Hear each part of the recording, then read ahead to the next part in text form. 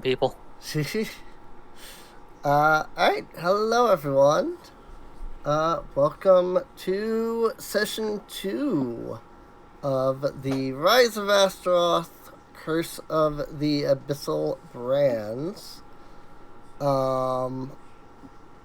We didn't have a session last week due to personal circumstances that I won't get into on the recording. But it is what it is.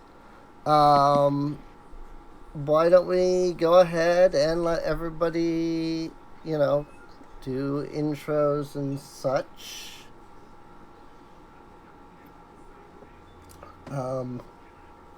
Starting, I guess, at the top of the list with chess, like usual. Howdy, howdy, howdy. So, all right.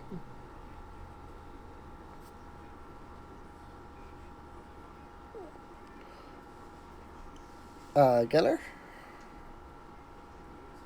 Yes, that's me. Yes. Hello, what's it? Hello, guys, gals, and non-binary pals. Gunner here, playing the fluffy swashbuckler, Donovan the Fluffles, Don Fluffles for short. Once again, he lost his magic. Yes, it's tragic, but we'll get on with it. Okay. Hey everyone, this is Cat5 Gaming, also known as Katrea, and I'll be playing Kona, the Null Thaumaturge. Almost said Hello, artificer. I almost did.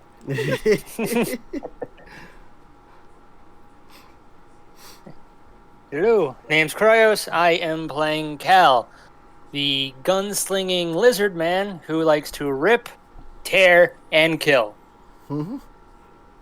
Mostly by bullets. Until it is done. Yeah. Indeed. If one bullet doesn't work, shoot more. Shoot more. What's the answer when you can't figure it out? Shoot bullets. If that doesn't work, shoot more bullets. I am literally the personification of the Borderlands company, Vladov. Nice. I was thinking kind of Doom guy, but yeah.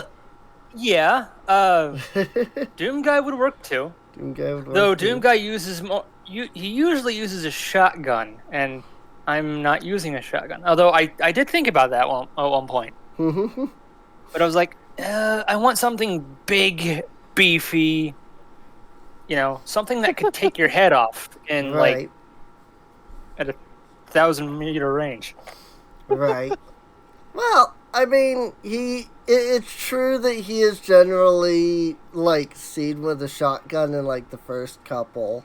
But he definitely has a wide range of weapons. I mean, BFG, the Crucible rifle. Yeah. But yeah, I am definitely thinking more like Doom 2016, Doom Eternal, where he's running around with a bunch of different weapons and just shooting the crap out of everything and all of the puzzles in the game are just shoot. Yeah.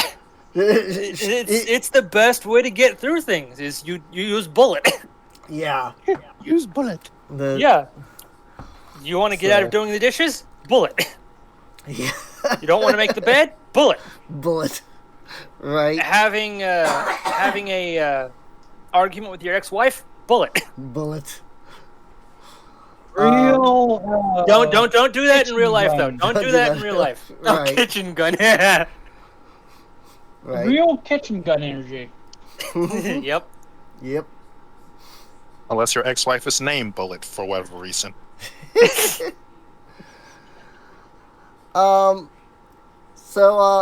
Also, I am Serene, the game master, I guess is what Pathfinder refers to it as. So, And I'm the one that's been or if setting you up wanna with the get, campaigns and the maps and whatnot. If you want to get real fancy, though, you could be referred to as game mistress. True, very true. Well, so let's see. Last session, you all awoke in the city of Eratani. No memory of how you got here. Just that you mysteriously showed up here with strange marks on your arms. When you explored the city a bit until you... Well, I suppose you only explored the city a little bit.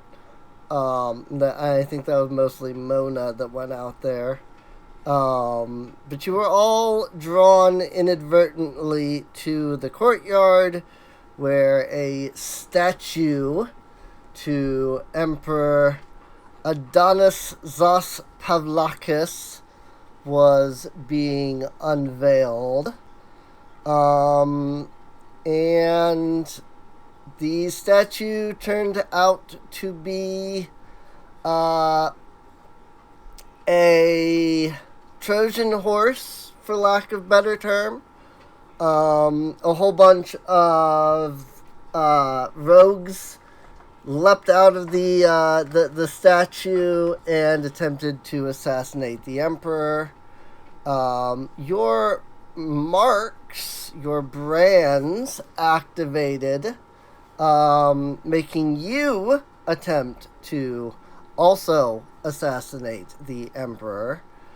And then the Magus, Marcus Toll Ambrosius, just kind of popped in, blasted all of the rogues with a lightning bolt, and then momentarily freed you from your brands. I think that it was something like that. I don't remember the exact cause of why your brands stopped. I really should recheck these things before session, but well. In either case, he informed you that these brands are a curse from that they are I think I called it high demon magic. Yeah. True demon magic. That's what it was. Yeah. Yep. Demon true magic. So, yeah, true demon magic, which is basically 10th and 11th level spells, kind of ridiculous. And basically you have two choices, which is that either you can continue to be under control of these villains until the magic basically wears itself off, or you can free yourselves by going on the hunt for them. You all chose the latter, which is why you are now within the sewers. Yes, because we literally chose the ladder. How we got down. Magus, the Magus or Marcus or however you want to refer to him as, did inform you that their base is somewhere in the sewers. They don't know where. Nobody's been able to find the base or anything like that. But the first group that you're after, the Ruby Knives, as they call themselves, their base of sorts is within the sewers. And so every chapter has a tagline on it. The first chapter, The Awakening, the tagline is just Marcia's line where she says, "Hey, you're finally awake. Cool tattoos. How did you get them?" The tagline for Chapter 2 here is, why does every adventure always got to include sewers? It's a video game staple. Yeah. There's got to be a sewer at some point. It's got to be a sewers. Yeah, where else are we going to find Sewer. turtles that can help us fight crime? Right? I'm here for the Master Rogues Guild that runs Rivendell. At least You're part of the Foot Clan. And this is probably one that's going to go over everybody's head. But another old AD&D campaign, Eye of the Beholder, has you going into the sewers of Waterdeep to try to kill the Xanathar. So, Ooh. At least you're not, going down into the sewers to kill a beholder or anything. Wait. If we're gonna kill Xanathar, he won't be able to release his book. well, see, He's tied to everything. You've got to realize that Xanathar is a title, so there's actually been like 4 beholders now that have all had the title of Xanathar. So,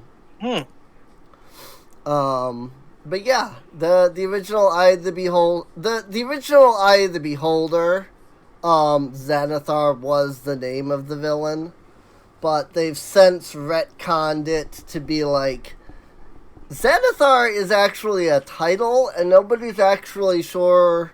Like, people are pretty sure that he's a beholder, but nobody knows for sure that he's a beholder. And when referring to Xanathar, when his minions refer to him, they don't say that his name is Xanathar. They say that his name is the Xanathar. So Interesting.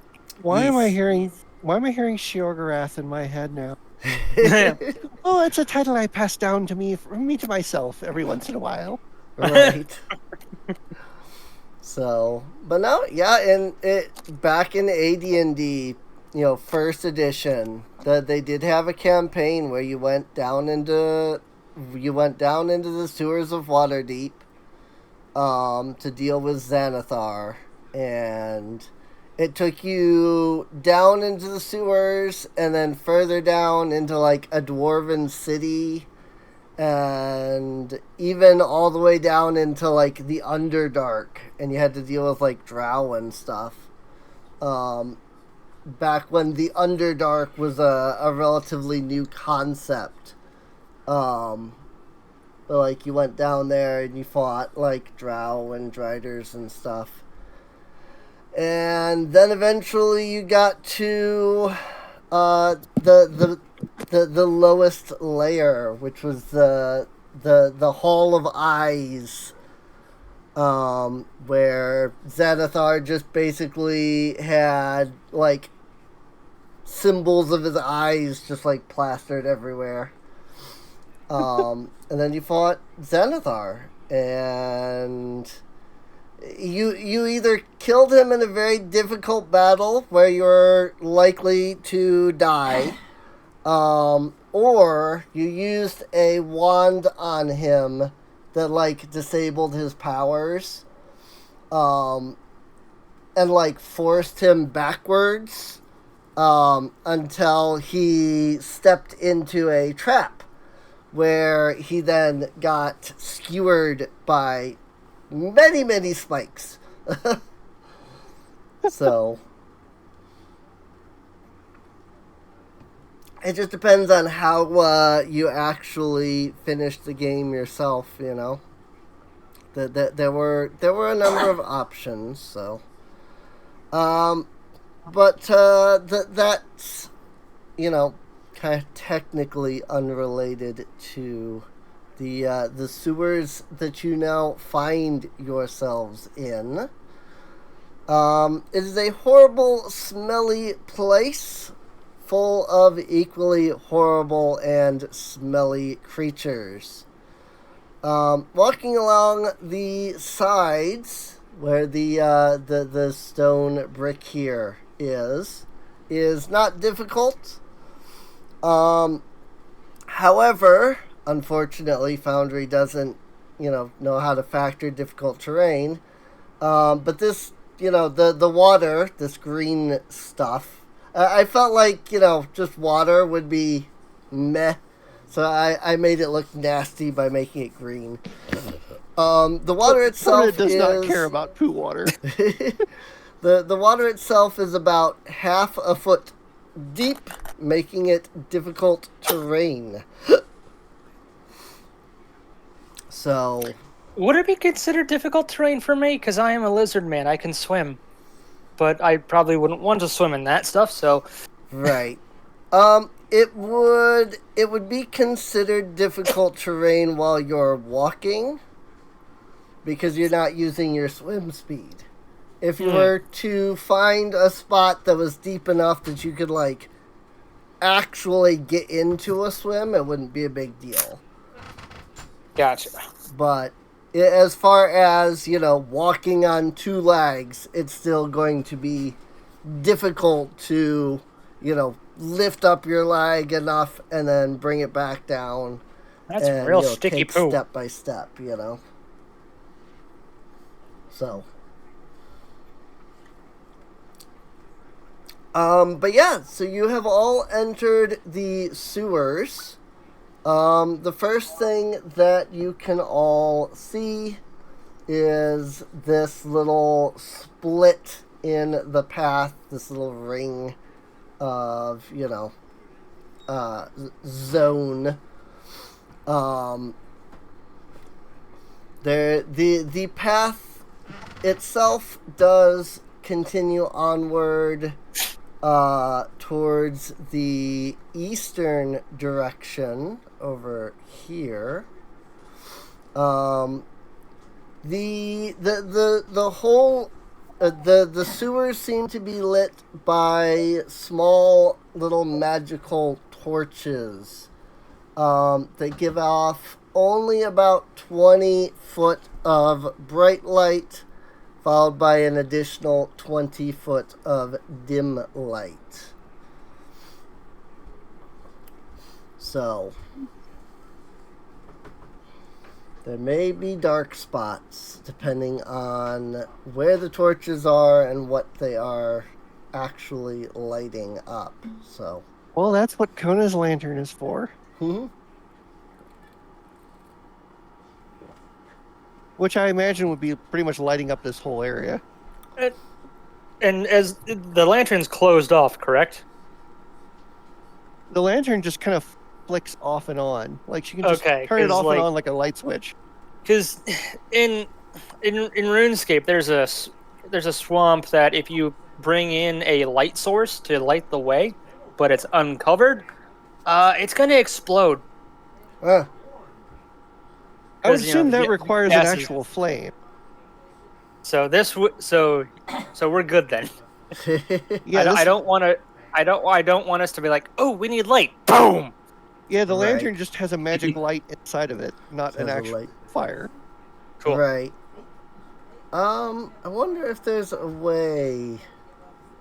Oh, by the way, hello everyone. Hello. Hello. Yes, there is. It's let's see, your lantern is what is it? 30 foot by Yeah, it's 30-30. 30-30. 30 bright, 30 dim. As it turns out, I can add. I kind of want to give it like a slightly different color. Oh yeah, it should have like a spooky color to it. Yeah, What would be considered a spooky color? Purple? Well, if you want to match it with Kona's outfit, you could make it like light green or something. Light green. Ooh. I imagined like it turned everything grayscale.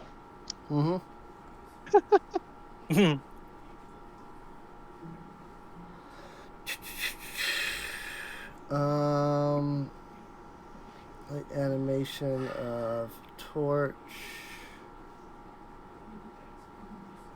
So yeah, pale green light. Let's go with that. Yeah. As soon as the light turns on, Cal has an unresistible urge to do the monster mash. Mm-hmm. Oh, that's so cool. Oh, We do the monster match. Oh, welcome to the effect of Kona's it was a lantern. graveyard smash. Oh, and the light is, going around, like, making no shadows, right? Because I believe That's an ability I have to activate. That's not automatic. Oh! I thought it was automatic. That's just a cool trick that I can do. Neat. That is really cool.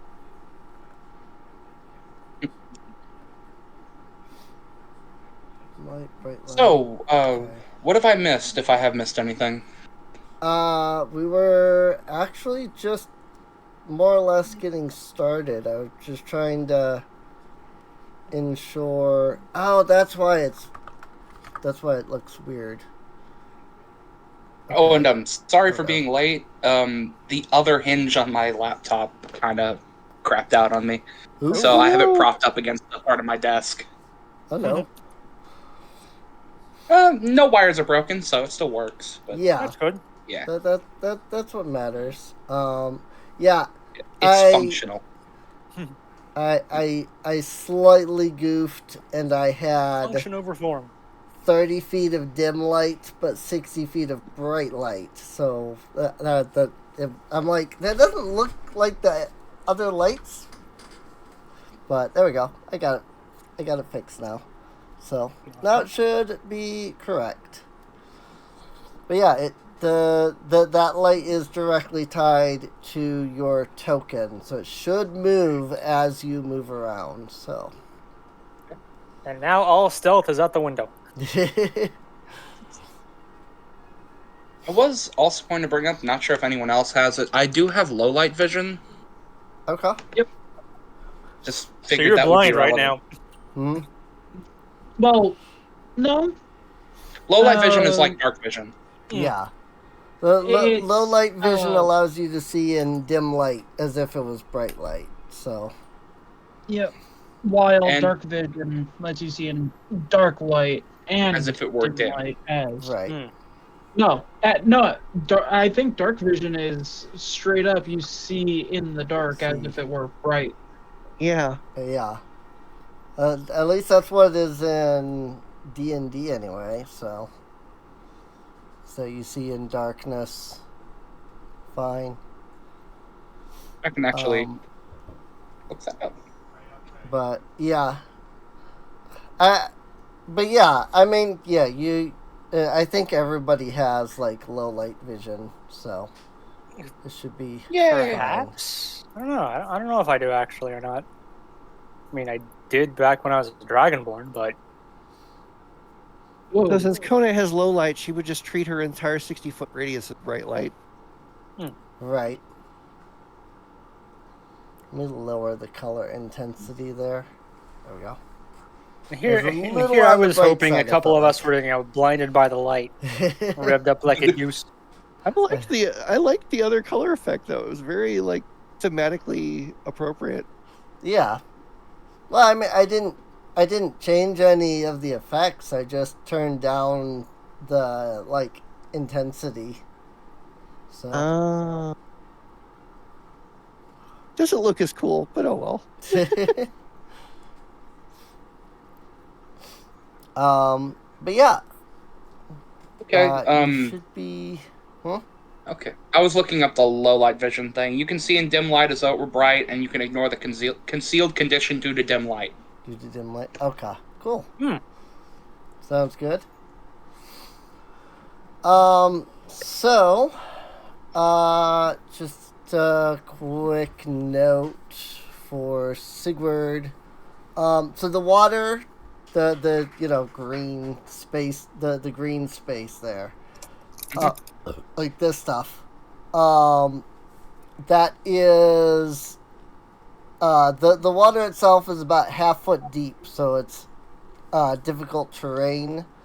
Foundry doesn't seem to be able to calculate that, so if you walk through the water, you'll have to factor that in your own movement. So. All right. Actually, I did take. I think I could actually just jump over it, which is hilarious. Because I took quick jump and powerful leap. Right. So I should just be able to leap over it. Just leap over it. I mean, you can also. There's always also just walking along the. Which path, is the preferred path thing. It's the preferred thing. Yep. But yeah, you're all officially in the sewers, and at this point, it is basically up to you where you want to go and, whatnot. So, I mean, there's really only one way, but yeah. But as soon as Cal gets down the ladder, though, he is going to start. He's going to take a look at his surroundings. Then he's going to start shifting his scales towards the color of the sewer. Sure. That way he can blend in a little bit more. Blend in. Cool.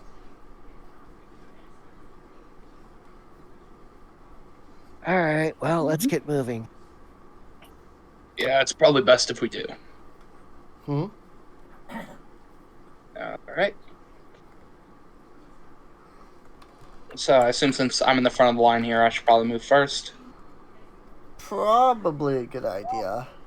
I mean, you can technically move around without, move around each other without much difficulty, but yeah. It's really up to all of you how you want to, move around and whatnot. So. Be my full movement there. Just as a thing. Just 25 feet there. 25 feet over there. Okay? Went around the corner. Yeah, that's my full movement.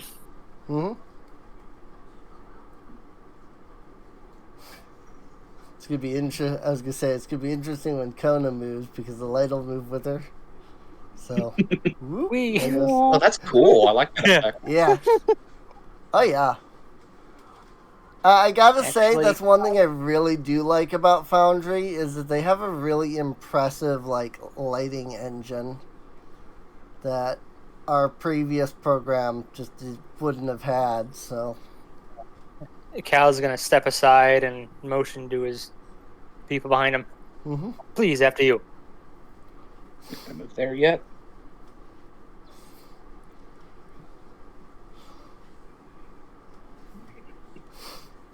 Let's see.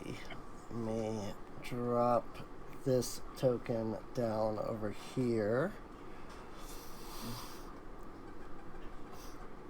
As you begin to, round this this area, you can see in the dim light of the farthest torch there, a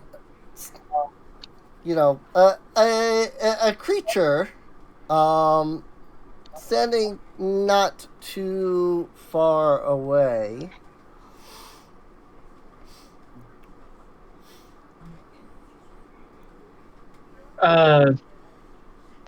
You mainly at the moment you see backpack. It looks like a mobile alchemist station.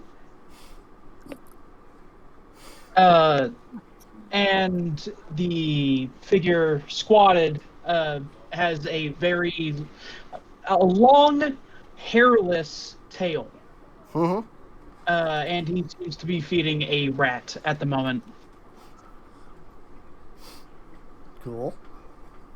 Is that the Lord of the Rats?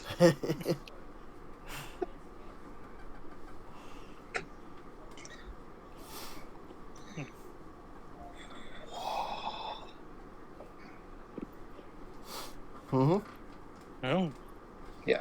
he hasn't noticed us yet, so. Nah, I've seen ant eating bigger mice. Huh. To be fair, A that rat one does folk. look a little tasty. Maybe he's got some useful information. Maybe. He could also be a decent guide to us. True. Hmm. That is entirely possible, but also, worst case scenario, that's extra rations. Mm-hmm. Minor. Also, Mona's gonna start making their way towards the exit. Okay. I have to go tell my m- m- my queen to that situation. Mm-hmm. Understood. Your presence will be missed.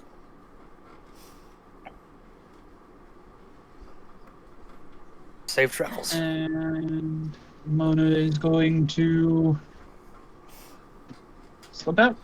Alrighty. Sounds good. Alright.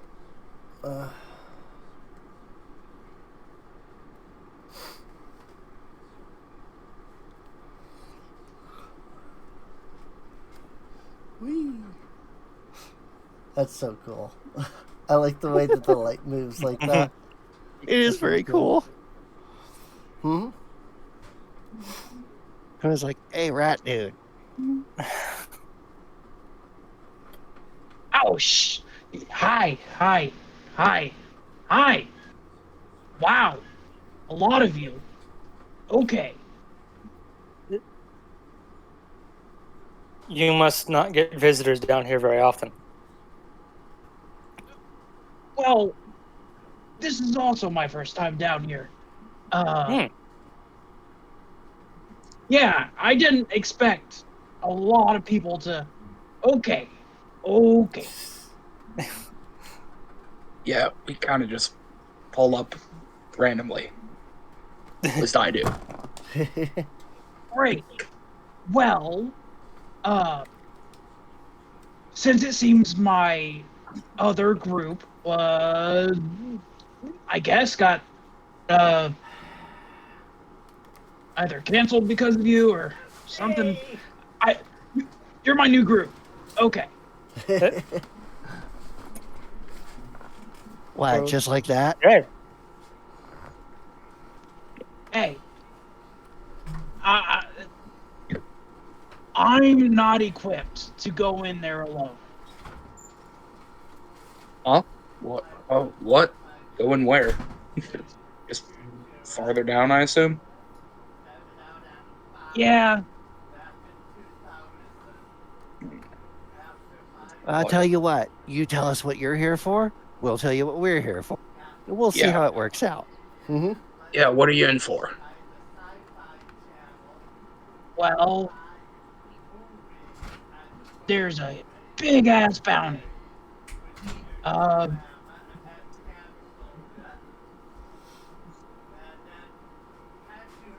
So, I mean, yeah, Bounty on what? bounty. On what? He dives into the sewage. You what the?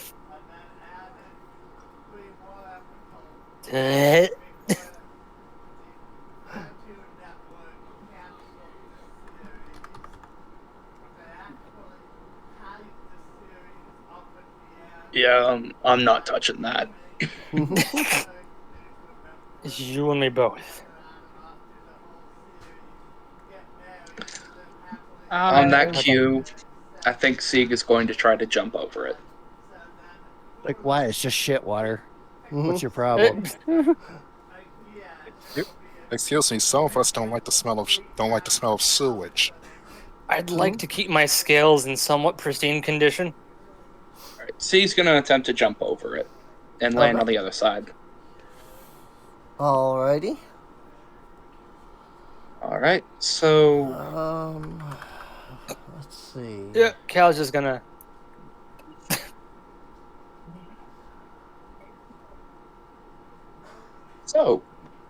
now that all of my information's been put in, how do I do like other dice rolls other than just a random d20 roll?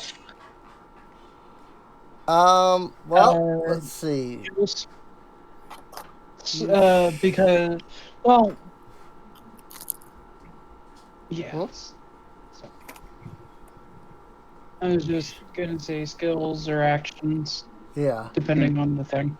So there should be some kind of like hotbar looking like thing. This thing. Okay. Skills. Probably. Skills. It looks like this.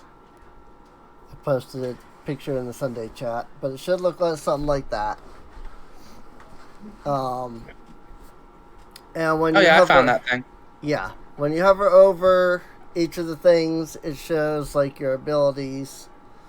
All right, so. And I'll note that, and it's a little confusing.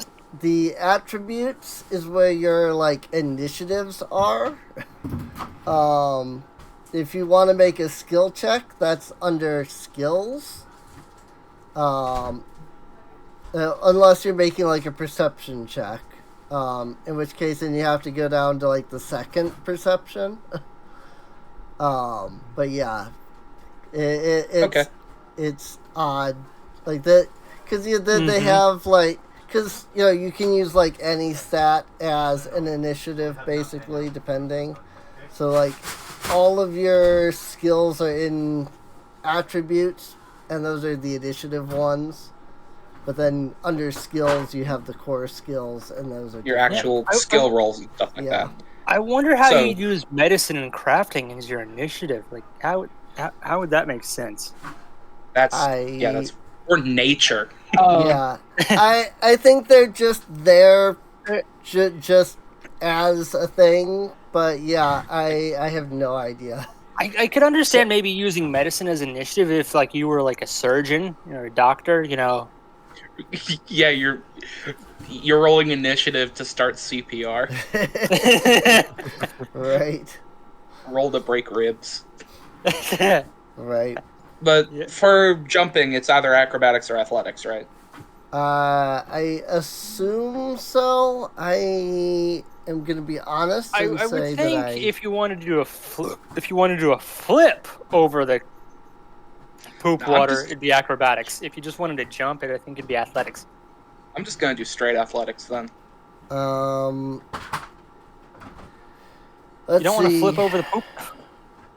You can leap up to 10 feet horizontally if your speed is at least 15. I do have the extra. Sorry for interrupting. Yeah. I do have the jumping feat, which adds an extra 5 to my jump distance. Okay. Powerful leap, I believe it is. So it looks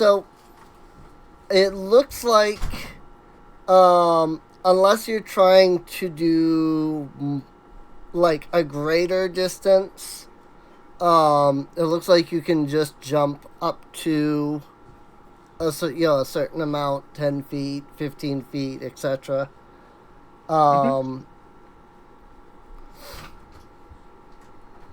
So I should just be able to do that without a check then. Yeah. Right. It says jumping a greater distance requires using athletics. It's under the leap action is where I'm finding these rules. So. Okay. I do know that that's the entire point. I took the quick jump action, so I can do it as 1 instead of 2. Right. So yeah, I'm just gonna leap over. Okay. So, I was going to say to the rat folk, well, look, we're on a mission, so as long as you don't get in the way of that, you can tag along if you want. Is it not letting you move? It is not letting me move at all. That's weird. That's really odd. Someone locked my position or something? I don't think Did someone just, like, pour Elmer's glue under your feet? Let me move back one. Someone else can control my movement now, I think. Yeah, I was able to control it. It's not letting me. Let me. You should have ownership, but let me. Have you you do. try using the arrow keys? Arrow keys. All right. That's weird. I can use arrow keys. Okay. Can use Yeah. arrow keys. So it's not like one swift action, but at least you can move yourself through. Yeah. That. Yeah. Now I just need to figure out how to move the camera so I can see the rest of the map. Right click and right click and drag. Yeah. wiggle. Okay. Yeah. My mouse just recently broke, so I'm using a trackpad, so I couldn't figure out which one's right and left. Yeah, sucks, but it works. Right. Yeah. Hey, wait, we just met a mouse. You can use him. Yeah, get over here. I'll slam your head on the desk. Right. Yeah, what's the difference? So one thing I can tell you is that I'm not sure how easy it is to see, but there is a grate right in this area here. That goes from one side to the other. That. Why you think he didn't go in the water? That's easy enough to walk across as well. You do see that the water, once it reaches like this wall here, it kind of goes underneath a pipe. And then goes onward. There is a door, right here. Well, slightly more left than that, but I couldn't click it without. Is it metal? Is it wood? Closed? Open?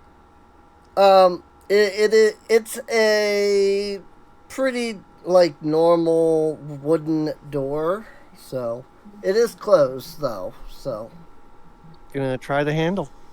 alrighty.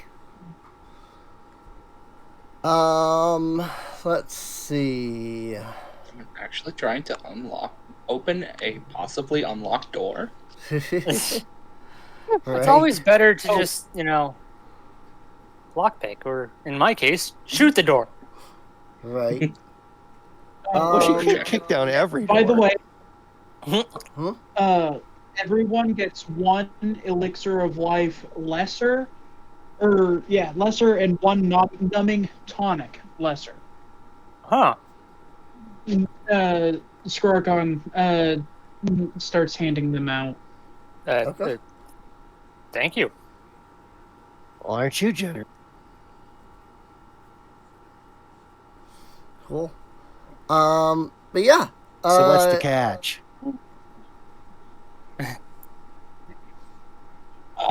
Not killing me, please, and thank you. Fair enough. So let's see. So you're just basically reaching forward, trying to open the door. Gonna see if the handle even turns first. Right. Like, is it locked? Can she turn it? Yeah. Well, no, it's not locked. So yes, you can turn it. That's what I was trying to say. So. Gonna open it just like a crack and listen. All right. Well, give me a stealth check. And chess. What were the elixirs again? Elixir of life lesser, numbing tonic lesser. Gotcha. I did.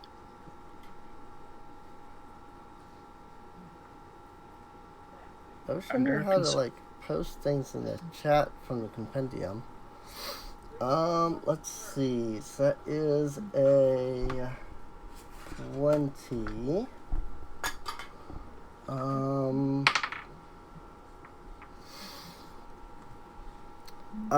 You grab hold of the door and push on it. The hinges creak very loudly when you open the door. You as you are pushing open the door, you do definitely hear voices on the other side. Though you only hear them for a moment before they suddenly stop.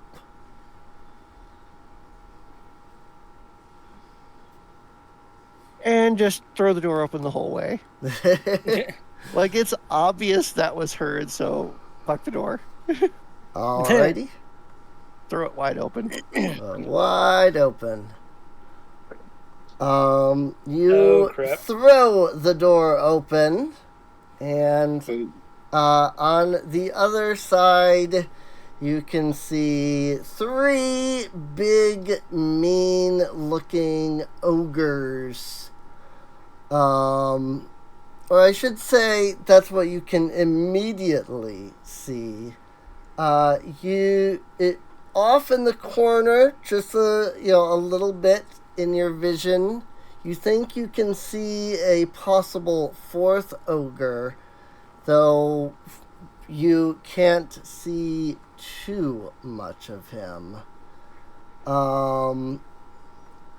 That said, unfortunately, you have made yourselves known. And so I'm going to have to call for some initiatives. Ready? Knock, knock, open up the door, it's real. With the Do the non-stop ogres- pop of stainless steel. Do the ogres know of all of our presence or just some of us? I mean, most of them are standing. They can see through the door. What was that?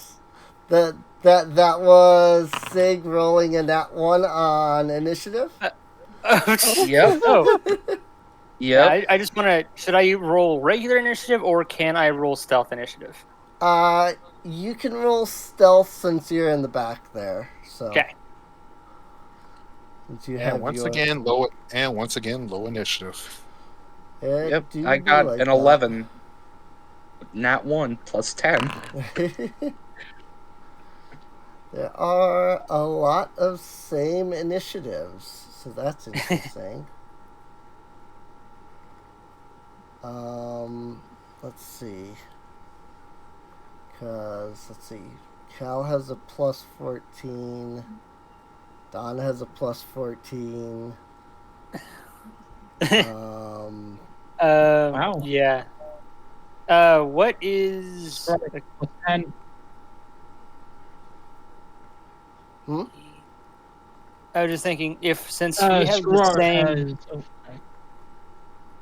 right. Go ahead.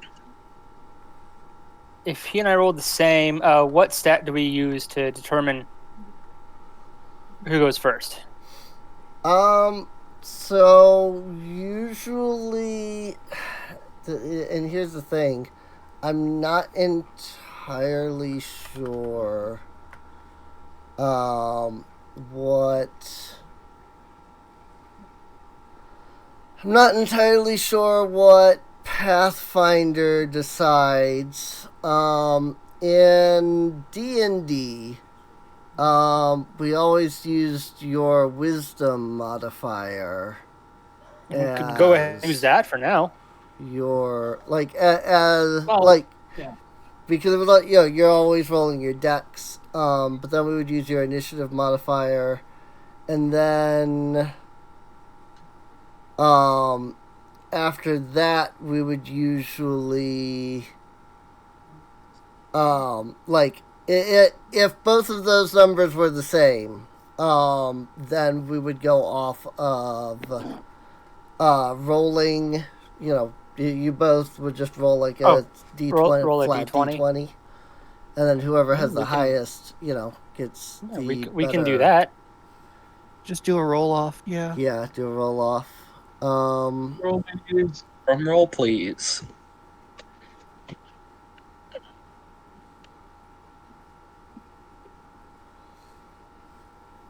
So Just roll a straight d20. yeah, just Yep. roll a straight d20. I'm pretty sure you're going first. Oof. That's a 2. Yep. Nope, Whoops. that ain't it. I hit I.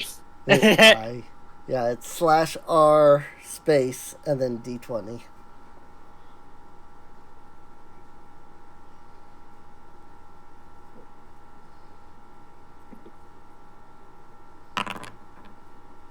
Oh. There Wait, you go. I just hit 20. Oh yes, yep. You just hit 20. You just instead of rolling a d20. I see that.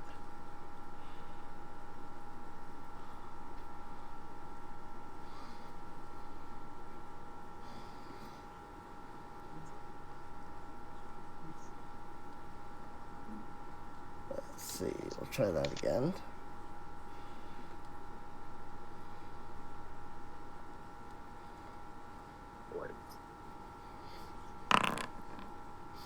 There you go.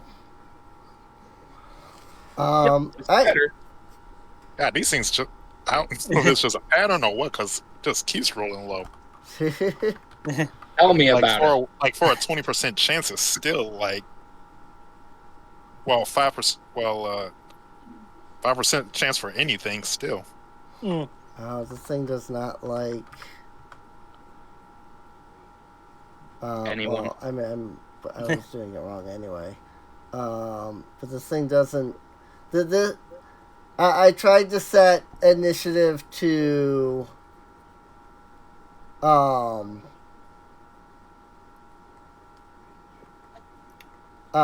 To like a point something, but it wasn't letting me do that. So, Mm. in either case, I have the initiatives ordered correctly. And All right. it's just Anyway, might as well try for the demoralize since he does see the troll, that's interesting. ogre, whichever one it is. Yep. Ogre. And Cal's got one in his Mhm. sights.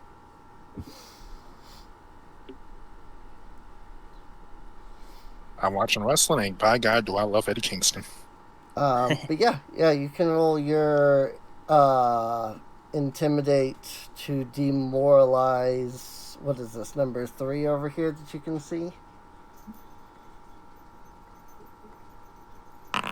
Just look at him and yell, "Go back to your swamp!"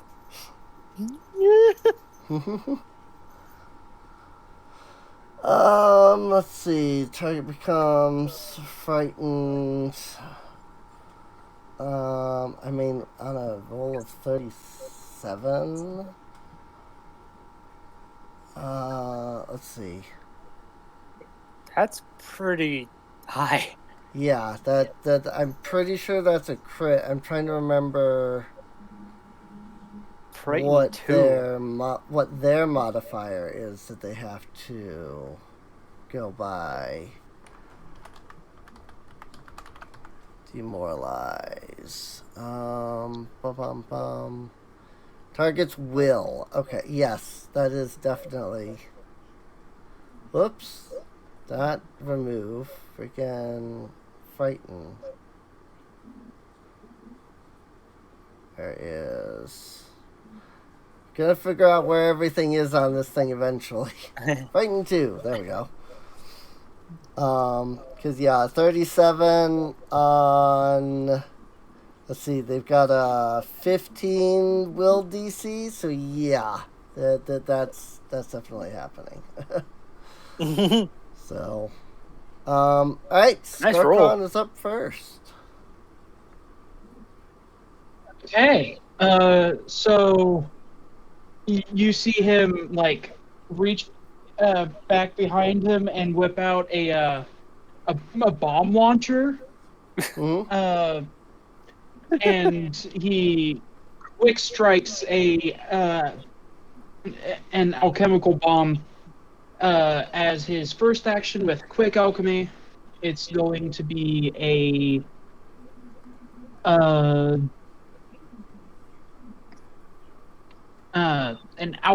bottled lightning, actually, or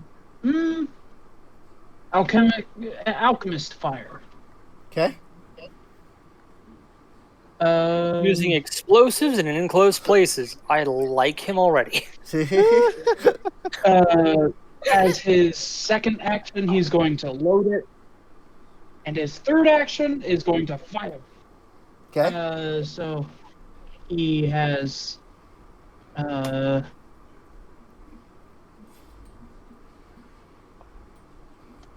one less infused reagent. Give him the old New Yorker. And then going to launch the bomb here. Okay. Let me pull up the.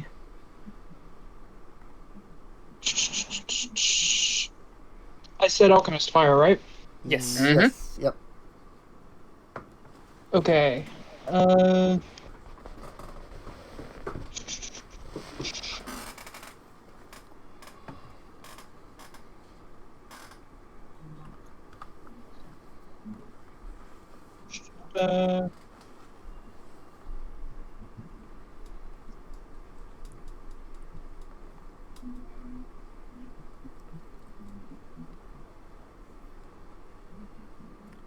Okay. Do I have to aim it at someone?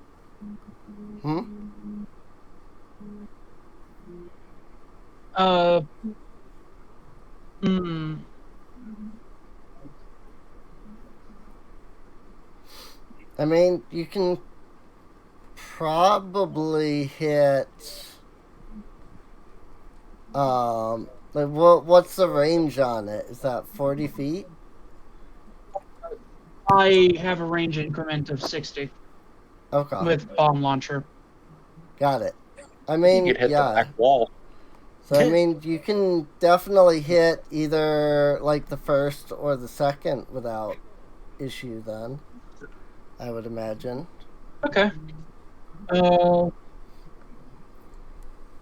So yeah, gonna bomb launch at number 1.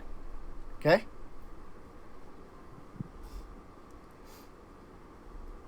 Is that like an attack action? Is it a I believe save so. throw? Okay.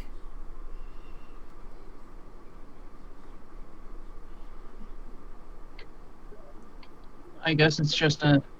I cannot separate my familiar from my token on my screen, so Let me thank you. do that for you. I assume it's because your familiar has something.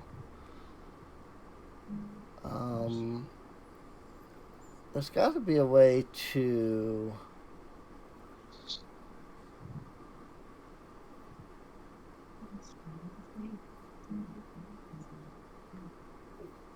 Like set a token like higher or lower than the other one, but I don't know how. There we go. Strike.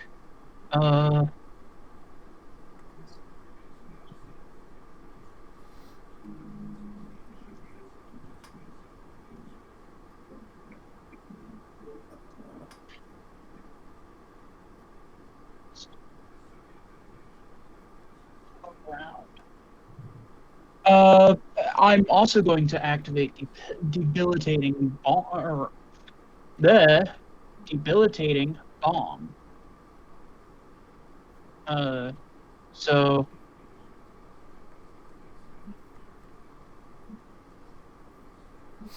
Alrighty. so 1. Yeah. Now you should be able to roll the things.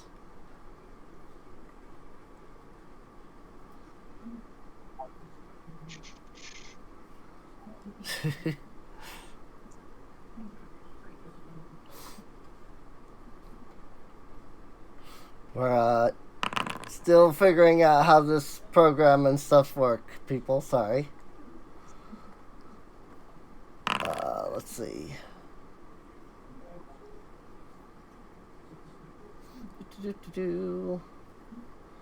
Cool. So 22 hits. Must succeed at a fortitude save. Okay, so he will make a fortitude save. 32. That I believe that That saves. yeah. Hold on, let me. Just barely.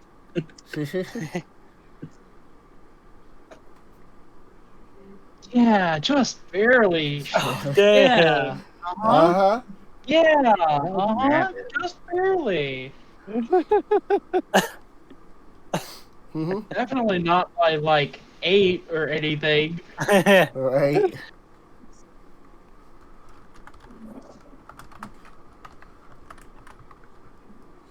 All right. Let's see. So he takes, I assume, 5. Let's see. He took 6 fire damage plus 2 persistent fire damage. I assume. He took well, 8. Did he? No, he took wait. Fire Because it's 4 2d8 plus 2 fire damage plus 2. plus 2 persistent fire damage. And so you got a 6. Plus 2. It's 2d8 plus 2 plus 2. It's splash and persistent fire damage. Okay. Got it. Yeah, okay. No other Splashes. creature is around him. Yeah. So, okay. So Yeah. yeah. So if you when you click on the thing for like the 2d8 plus 2 thing, so it's 4 fire damage and then another 2 that's splashing, which makes 6, plus then an additional 2 persistent fire damage. So he's taking 6 damage now, and then he has 2 persistent fire damage. So because you rolled a 3 and a 1 on the 2d8. Yes. Yeah. Okay. So that's 4. That should be All right. because quick alchemy, load bomb, shoot bomb. Right. All right. Kona is up. All right. Well, first thing, Kona's going to try to gain insight into these ogres. What is their level? What is Just the regular ogres. What is their level? 4 technically.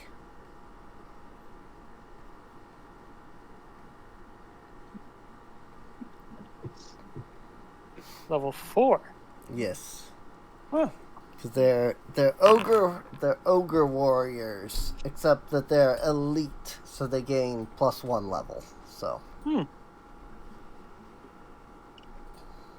Ogre warriors are just 3, but these are elite ogre warriors. So. Gotcha. Okay, so that is a critical success. Nice. So do these ogres have any resistances, vulnerabilities, weaknesses? No. Are they particularly affected by any spells? Have any exploit? No. Okay. So the Doesn't ogres look are like just it. flat. Yeah. They're just ogres. Sounds like a good beatdown target. Okay, so Yep. I'm going to declare ogres to be my personal antithesis. Mm-hmm. So that means I get to add an extra 6 damage. I have a macro for this now. So Okay. I'm trying to shortcut a lot of mechanics. So that was my first action. Second action. And then third action, attack this ogre. Okay.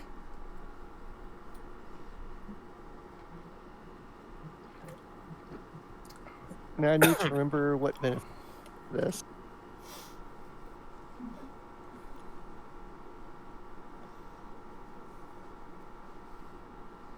Okay, get +2 to hit. And the bonus damage. Okay.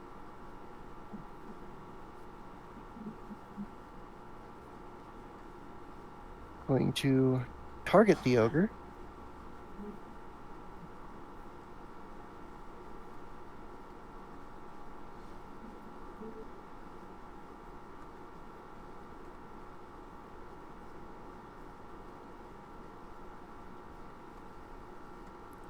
Mm-hmm.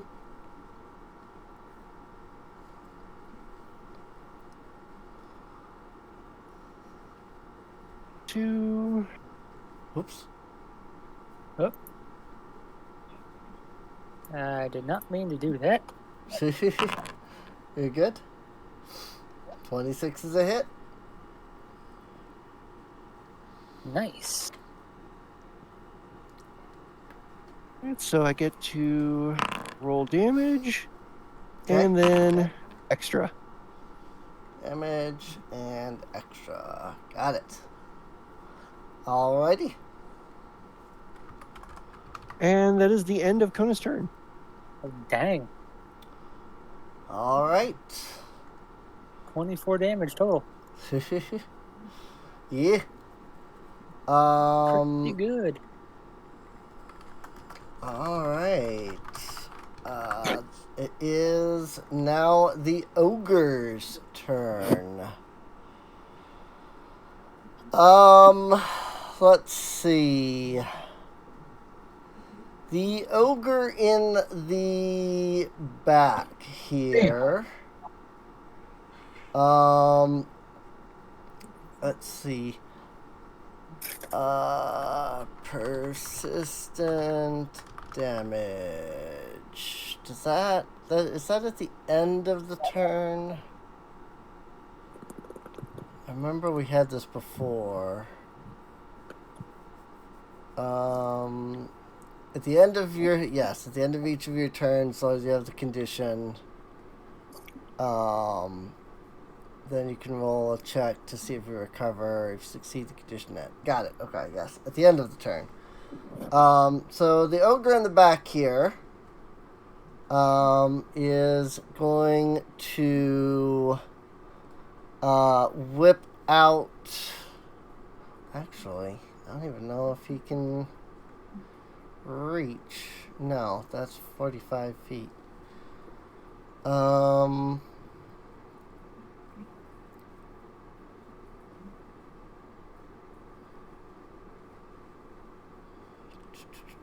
Okay. There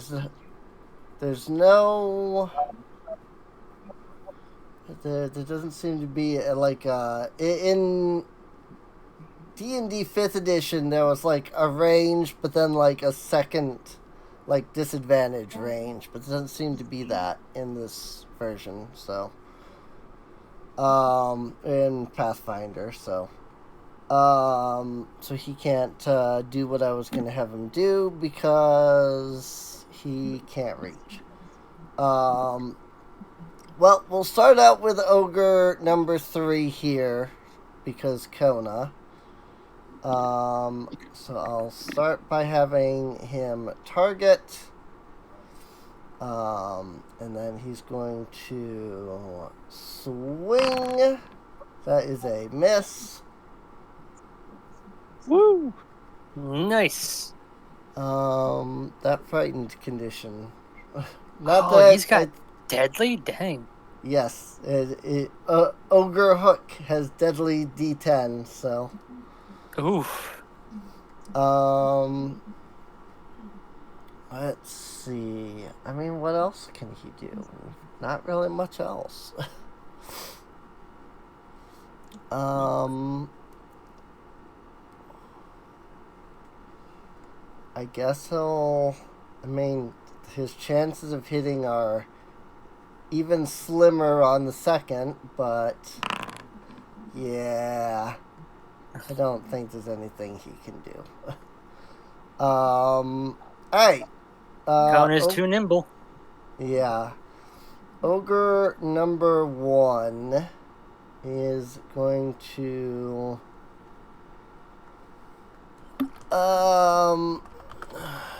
And here's the question. Actions for such small spaces. Treated as difficult terrain. Okay. So yes. He can't. Well, no, he can't squeeze because he can't get his full body through that. Got it. I don't know if that's something you could that's technically an exploration action. Can you, so I don't know if that's something you can even do in combat. Whatever, I don't even care. The important thing is that he's going to step up here. He's going to pull out a javelin because he's annoyed at getting hit by fire. He's going to target the person that threw fire at him. And he's going to yeet. That is a 27, so that looks like it hits. And so that is 14 damage to Skarkaron. Oof. He'll then use his third action to pull out his ogre hook. As far as Ogre 2, you know what? I'm gonna have this guy take one step over as his third action, because otherwise this ogre can do nothing. So he's gonna step up here. And Kona, it appears you are surrounded. It would appear that way. And we can't get to you because Ogre. Oh, that hits. That was the 30. Dang. That is 16. And let's see. I guess he can attempt a multi-attack. Yeah, not a surprise. He stabs himself. Let's see. Oh, actually, I forgot. The thing has... The ogre hook has a thing. So he's gonna make an athletics check instead. Oh, one sec. Huh? I hate to interrupt, but since Ogre 3 moved, I get a free attack on him as a reaction. Okay. Because I can attack on movement against an exploited target. Cool. Ooh. Alrighty. So I'm going to take a free shot on number 3. Nice. Very good.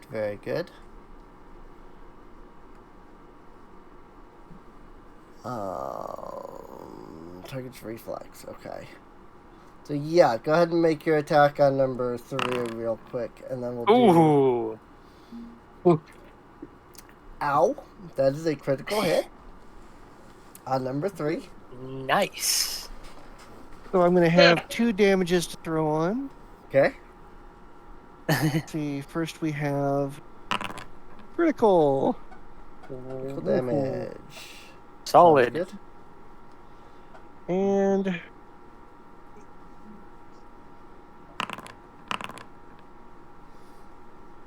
12 more damage. 12 more damage. Oh. Well, that's... Okay. That's, Is that It looks like he's dead. Yep, that is he is deadified. Nice. But it just runs in, it's like, murder! Yeah, he is Just deadified. hacks this guy to bits. So there's that. Okay, anyways, continue. Right. Back to what you were doing. Back to what I was doing. So instead of him making a second attack, he is going to make an athletics check of 28 against Kona's reflex DC. So take your reflex. Reflex DC. Okay. Yes. So you take your reflex and add 10, and that's your DC. Oh, that's a 24. So yeah. Is it 24? Yeah, my reflex plus 10 would be 24. Oh, okay, yeah. I had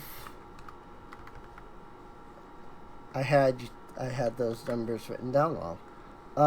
Okay. Then yeah, so your DC is 24. So you fall and land prone. Uh-oh. Dang it. He hits you with the hook, and then he whips the hook around and knocks your legs out from under you. So, because it is a tripping weapon. So.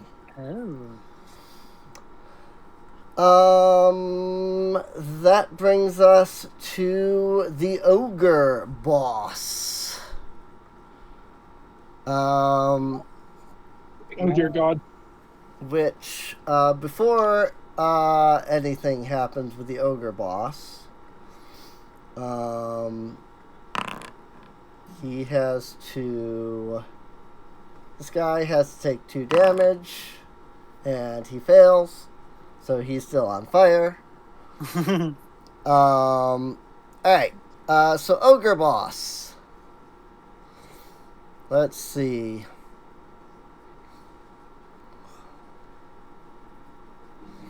Just seeing what all this guy can do.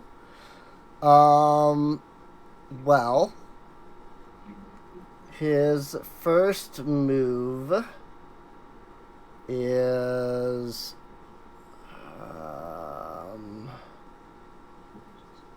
don't think he can reach because of the other ogres. That's fine for now, I guess. You know what? He is gonna continue to sit on his throne. He will use an action to trigger his bellowing command. Which adds the quickened condition. Which I do slightly wish there was an easier way to add those, but it's fine. So adds the quickened condition to the other 2 ogres. And then he's actually going to hold his action. Donna's up. Alright. Let's see.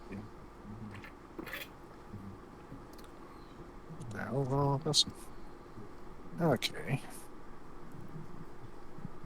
Gotta move over.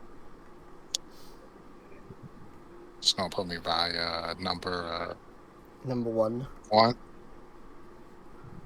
Okay.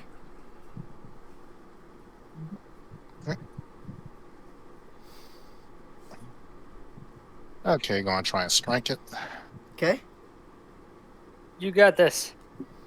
Hey, I don't trust Orange Jesus.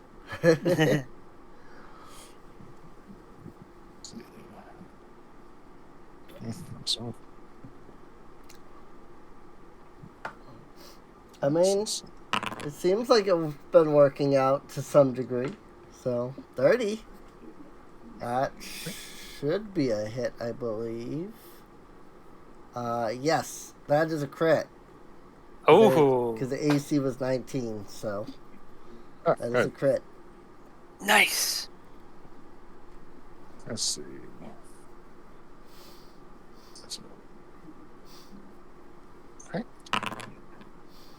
27 damage. Ooh.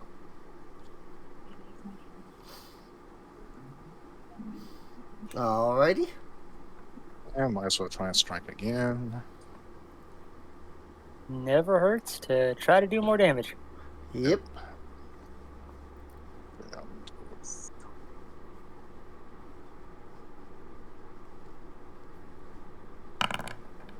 There it goes. 17.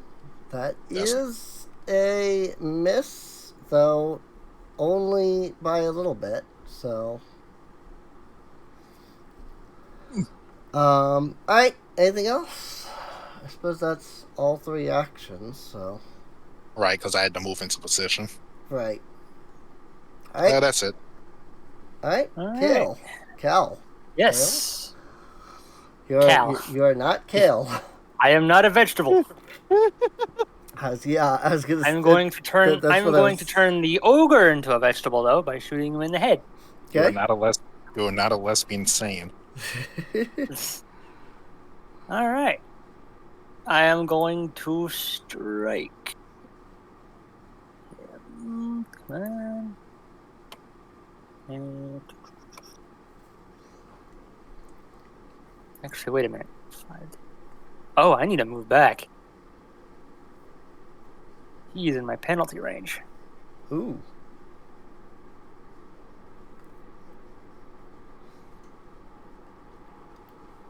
Okay, that should. That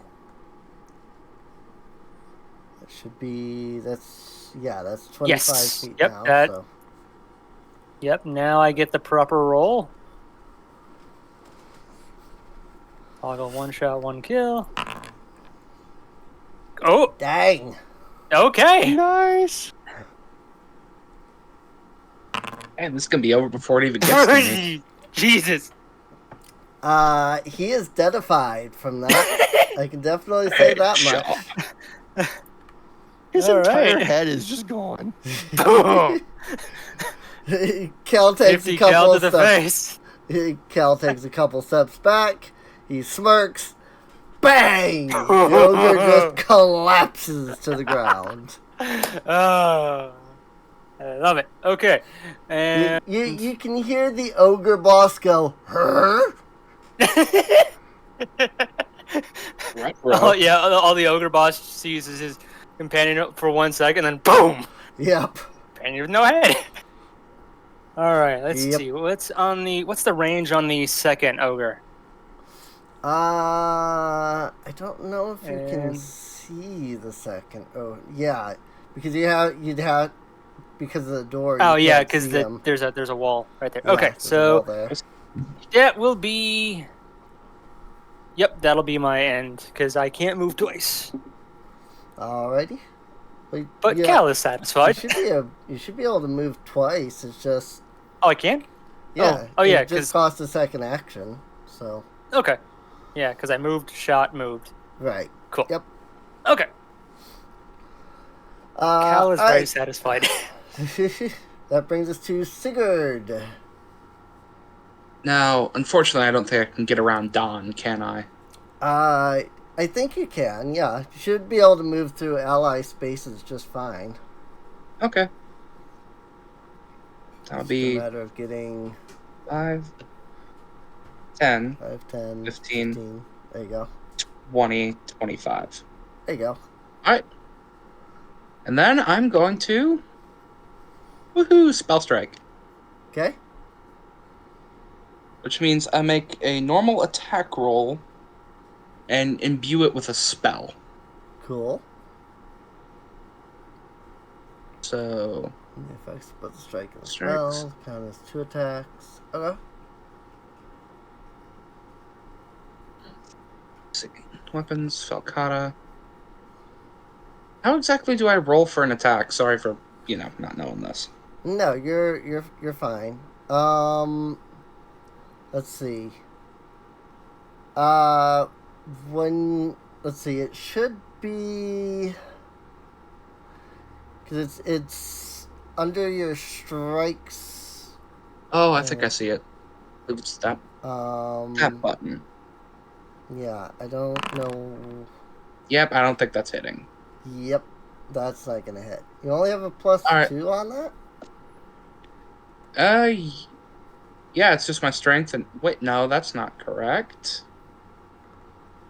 Because I have weapon specialization for that, I think. I took that feat. Right. Go ahead and delete that. But, yeah, I took a weapon specialization for that.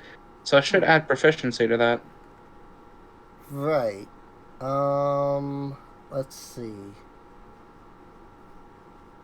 I wonder if it's... It might be because of the type of weapon it is, but... Yeah, I'm wondering if it has to do with how the weapon was input. Maybe It might be, yeah. Factoring, all of it correctly. Yeah, it might not be factoring all of it correctly. Let's see. Let's see. So it should be your strength plus your proficiency, right? Is that so? It should be 2 plus proficiency, which is what would? Because I know that your unarmed attack is listed as 14. I'm wondering if the Falcata is also supposed to be 14. a proficient. Oh, I just had to turn proficiency on for the roll. That's where I messed up. Ah. Okay. I wonder if it's I turned. I wonder if it's turned off in the item itself. Then I couldn't figure out how to edit it. So. Yeah, I can't figure out either. I should have proficiency with that. However, it shouldn't be expert though, because I have expert with unarmed. It should be +6 instead of +12. So just add 6 to that, which still wouldn't hit. Okay. Yeah, all right, well, you rolled 7, so another 6. Yeah. Okay. I'll just be a 13. I'll still miss. Well, that's both my 4th level spell slots gone because I was going to use Lightning Strike and hit the Ogre boss as well. Oof. Oh, that's end of my turn. I'm going to go into Arcane Cascade, I guess. Okay. God, I am just filling the... I should... Strikes.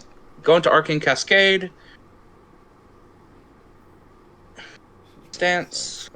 Cascade stance. Okay. Alright, and then that's the end of my turn. Alrighty. Skarkron. I'm gonna see if I can figure out the stuff. Skarkron? Rit said. I'm here, sorry. Yeah. I just confused by the name. The name is weird. Do you pronounce it with a thick Italian or New Yorker accent? Skarkron. Skarkron? No. No? Yeah. No. Okay. I did... Huh? I think you selected both the character and the familiar, and you moved the familiar's movement, since they're only part of a square there. So okay. yeah, try. Skarkron is going to use an action to move. There you go. To here. Okay. Going to use an action to command Tenpenny. Can you reach in there, grab a couple bombs? Tenpenny is going to use both of his actions, because remember, Skrarkon uses an action to command his Right. familiar. The familiar gets 2 actions. So it gets two Both of them are actions. going to be. Well, can I use Quick Alchemy on, or twice in a turn?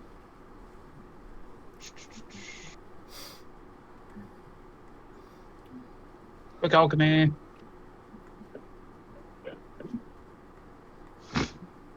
Yeah, can use. You can do that. Okay. I should know how to fix the layering issue. Wonder if I delete and then re-add. Send Penny to the top all the time. Sorry for interrupting, but I did fix the thing with the Falcata. Okay. I found out what I did wrong. I had to go into proficiencies, and it turns out I just forgot to add advanced weapon. Ah. Okay. Yeah, Yep. that didn't. I didn't. It didn't fix. I deleted it and I replaced it, and it's still putting it at the same layer. So I have no idea how to fix that.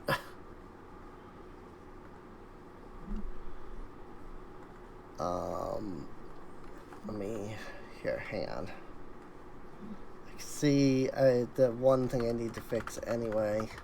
So, and then we put 10 penny back down, and there we go. All right. Anyway, I'll try to see if I can figure out some way to fix that.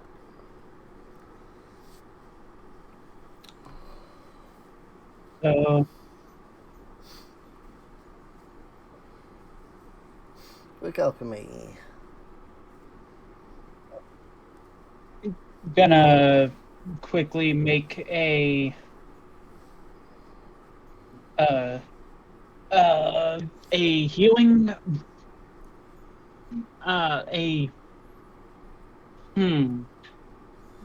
sorry. You good?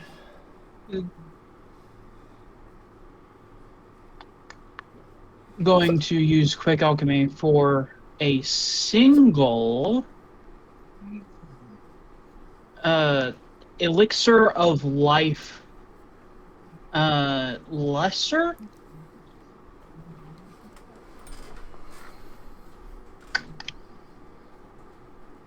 Go.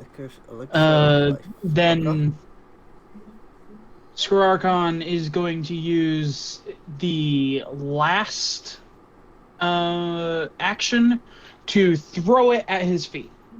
Okay. In a bomb. In a healing bomb.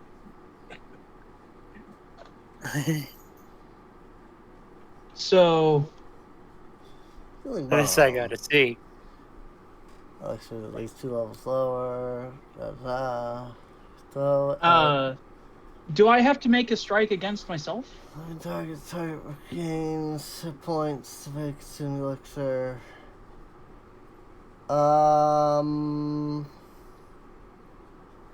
Let's see. Strike with the hits of the. I mean, I feel like you shouldn't need to if you're just using it on yourself. So I will allow it. I don't know if the rules require you, but I will allow you to use it on yourself without having to. So.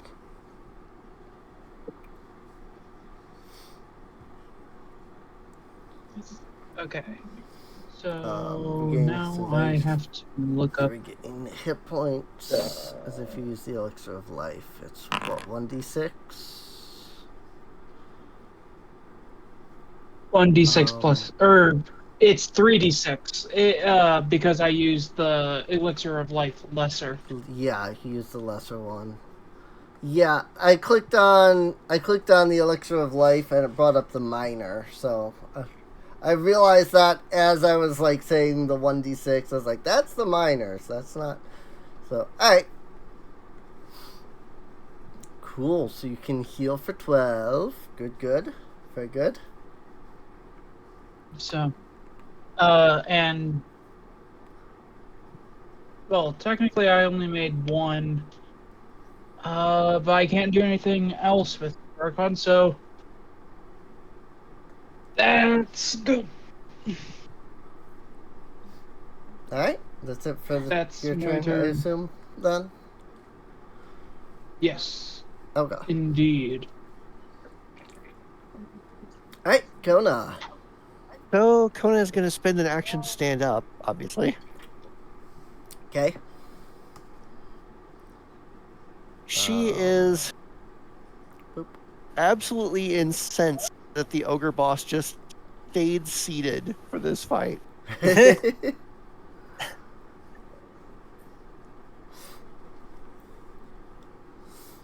You disrespectful shit. And she holds up her lantern at him and attempts to burn his eyes out. Oh, Okay. This is two blinded actions. by the light. He's going to need to make a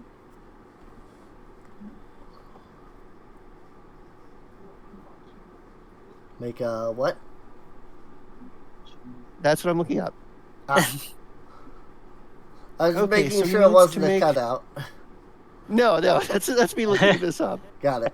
So he needs to make a fortitude save with a -2 status penalty. Let's see. -2 status penalty.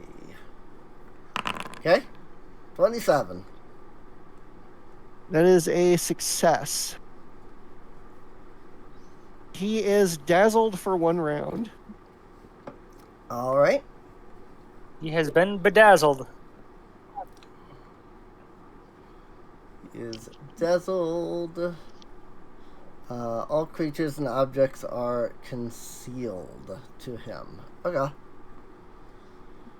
Doesn't it also give like a small automatic miss chance?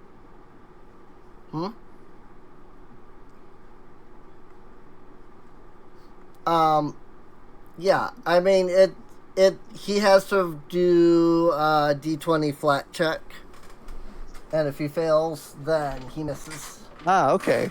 Cool. So, but he has to do that when he makes the attack. So, all right. This isn't like a big high damage attack. She did this to insult him. Right. Love that. Right. And that's the end of her turn. It's the end of her turn. Alrighty. It's like, how dare you show me that disrespect? So Ogre is going to Ogre's gonna have a little bit of fun because he's got multiple targets. So he's going to start by targeting Sig. And strike. That's a miss. Mm-hmm. Oof. So he's going to target Kona, who he's then promptly going to miss. So then he will extend the reach of his weapon out and crit miss. What a surprise. Well, he tried. He tried. He is going to use his 4th action from being quickened to take 1 step over.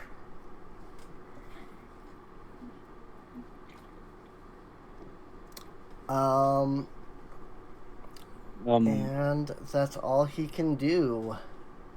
Ona, don't you get an attack because he moved within your range? Yes, I do.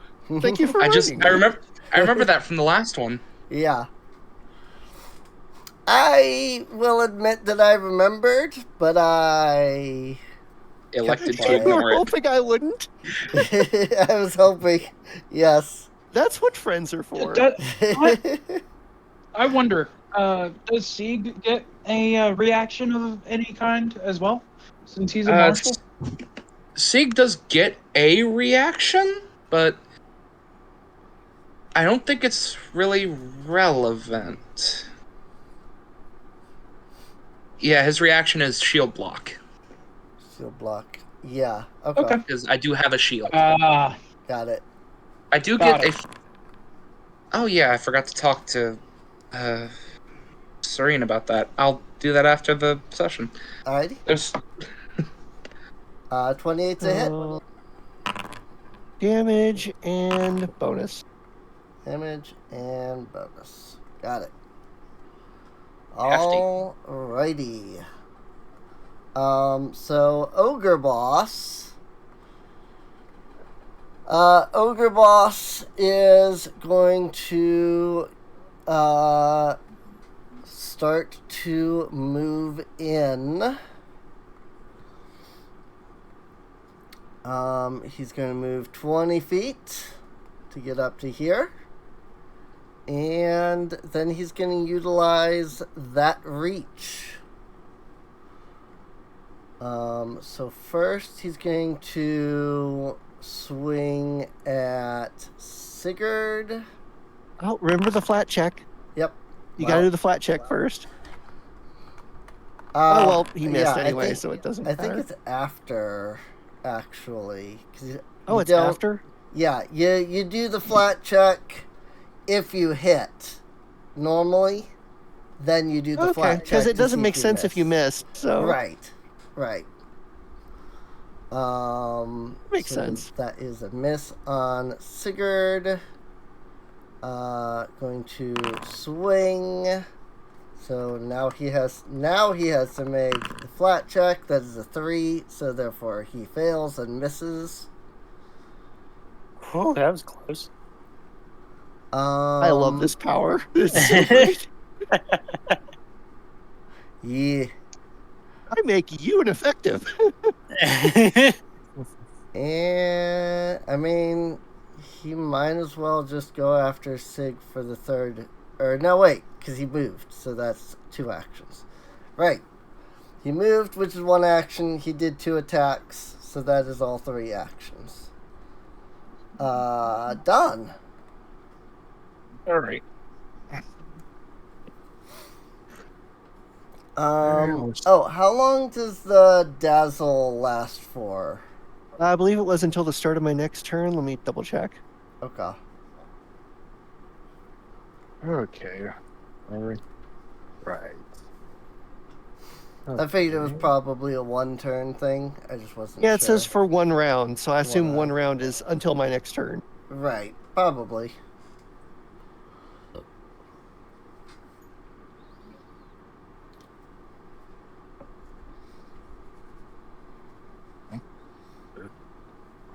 Okay. So.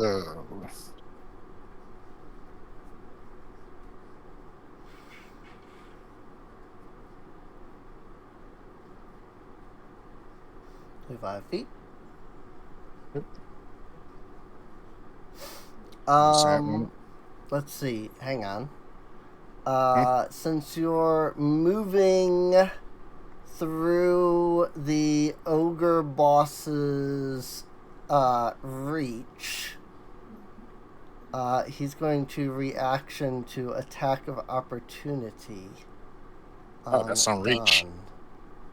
Yeah, 10 feet reach. Now here's the question. Does that still use his multiple attack penalty? No, a reaction attack is your full attack bonus. Your full attack, okay. So...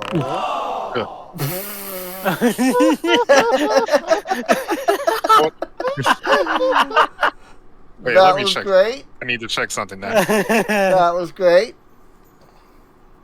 I actually need to check something. That was a crit miss, but that was great. What a loser. He was just like yelling insults at the ogre boss. At least I'm not the only one crit failing this session.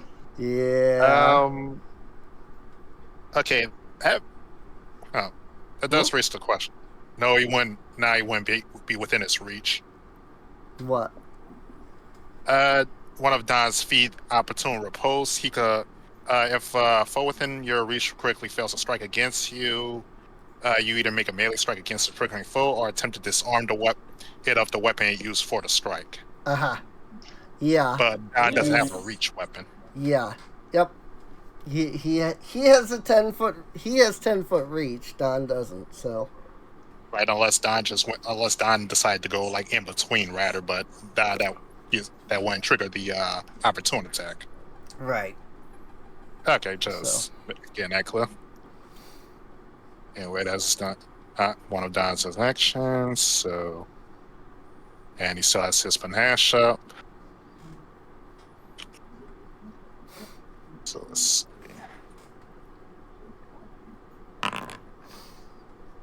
Let's see. 25. Yep, that's it. 7 damage. Okay.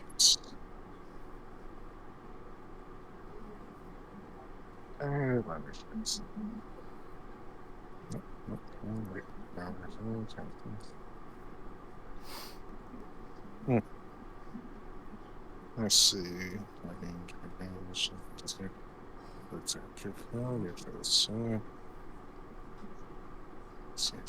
Will save, still work. Okay.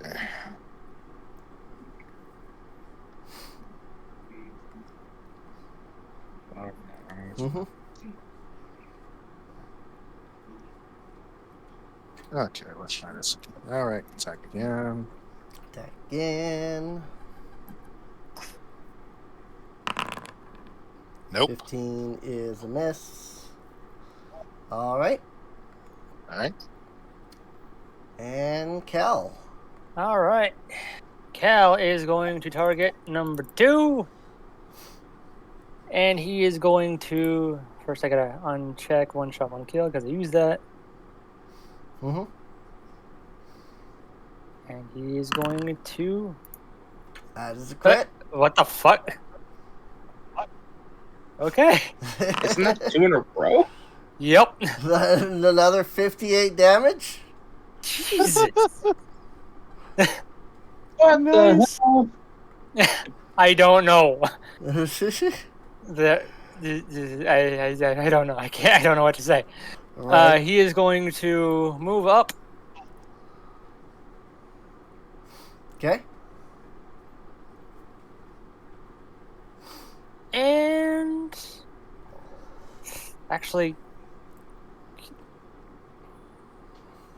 he was here. It's not a really good position.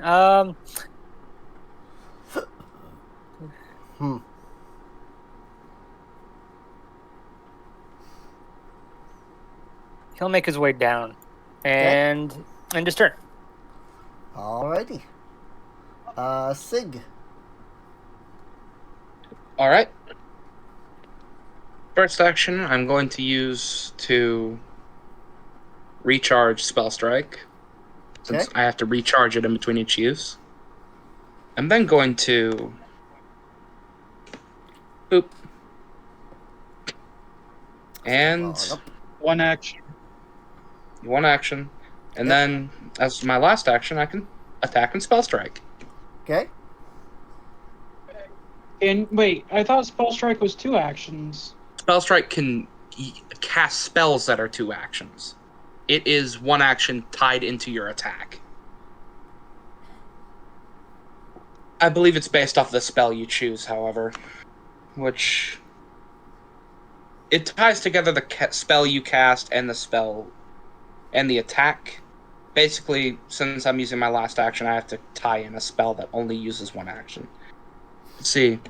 Channel a spell into a punch or a sword thrust. Deliver a combined attack. You cast a spell that takes 1 or 2 actions to cast and requires a spell attack roll.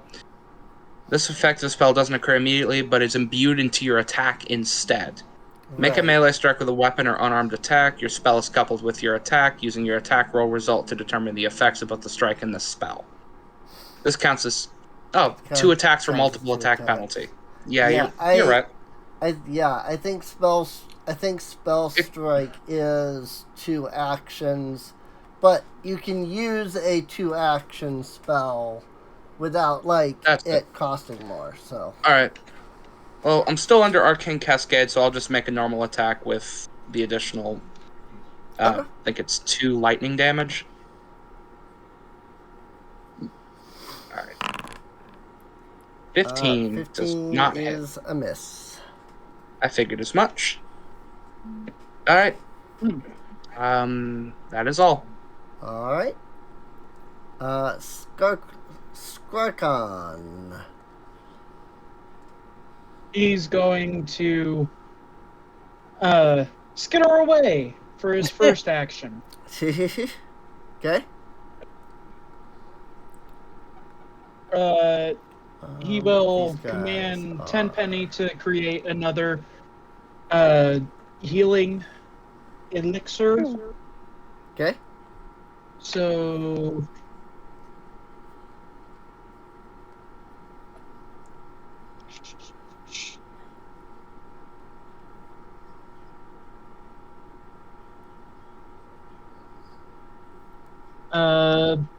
and he's going to throw it at Kona. Okay. As a healing bomb.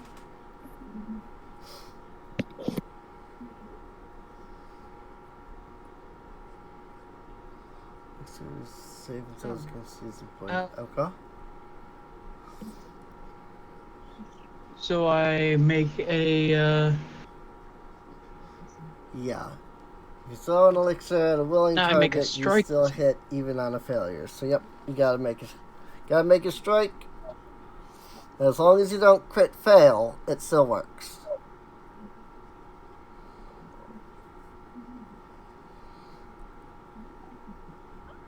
The unfortunate thing is that it's not letting me. Strike this.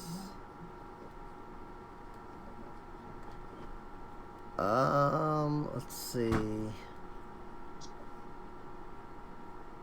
Same bomb. I mean, would it just be using your unarmed attack, or transform? Well, I'm proficient with. I guess I'm. I don't know how that works, honestly.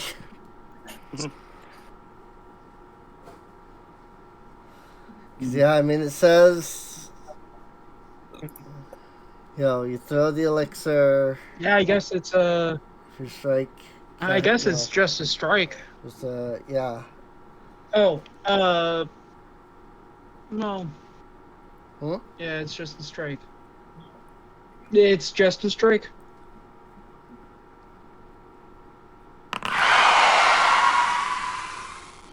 Ooh. Wow.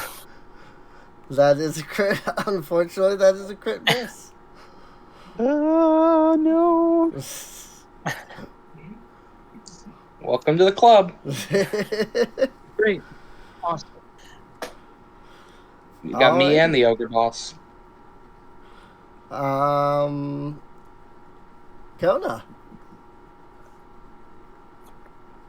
Okay.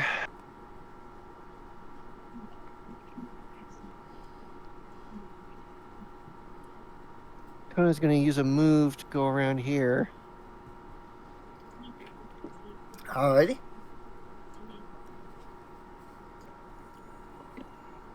And Kona's going to summon up some of her demon power and do a Titan swing. Cool. Alright.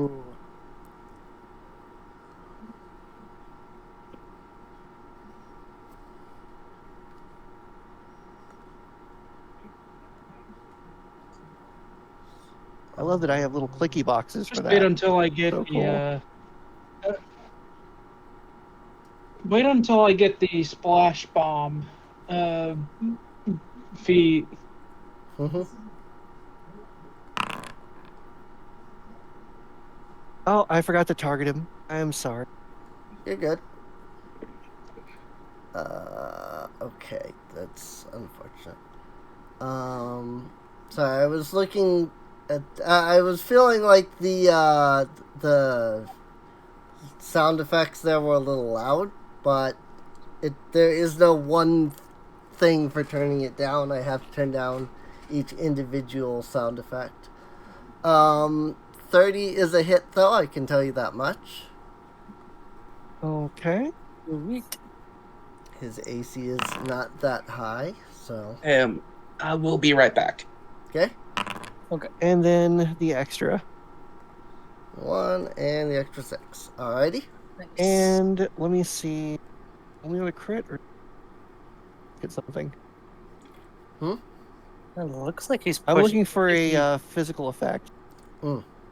Is he still pushed it's- back 5 feet?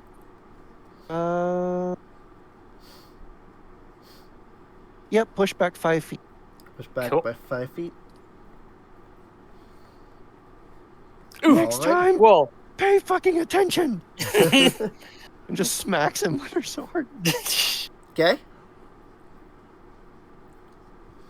Alright. Anything else? Nope, that's the end of her turn. Okie dokie. I wasn't sure if that was 2 actions or 3, so.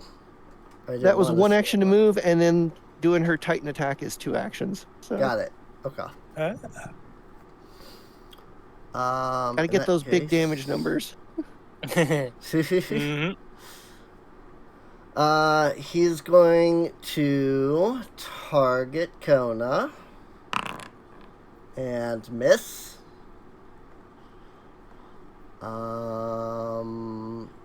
That's unfortunate.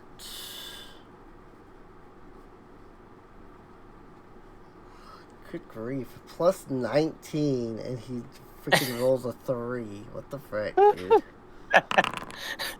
Hey, 28 there's is a a hit. hit. There we go. That's what I'm looking for. Alright. You finally hit it. Dang. So he's going to make an athletics check. Ooh. I don't think that succeeds. Nope, That's- that does not succeed. It does not succeed. Alright. 18 damage. Ugh. And he will. Whoop, I'm not on. I'm on the wrong. There we go.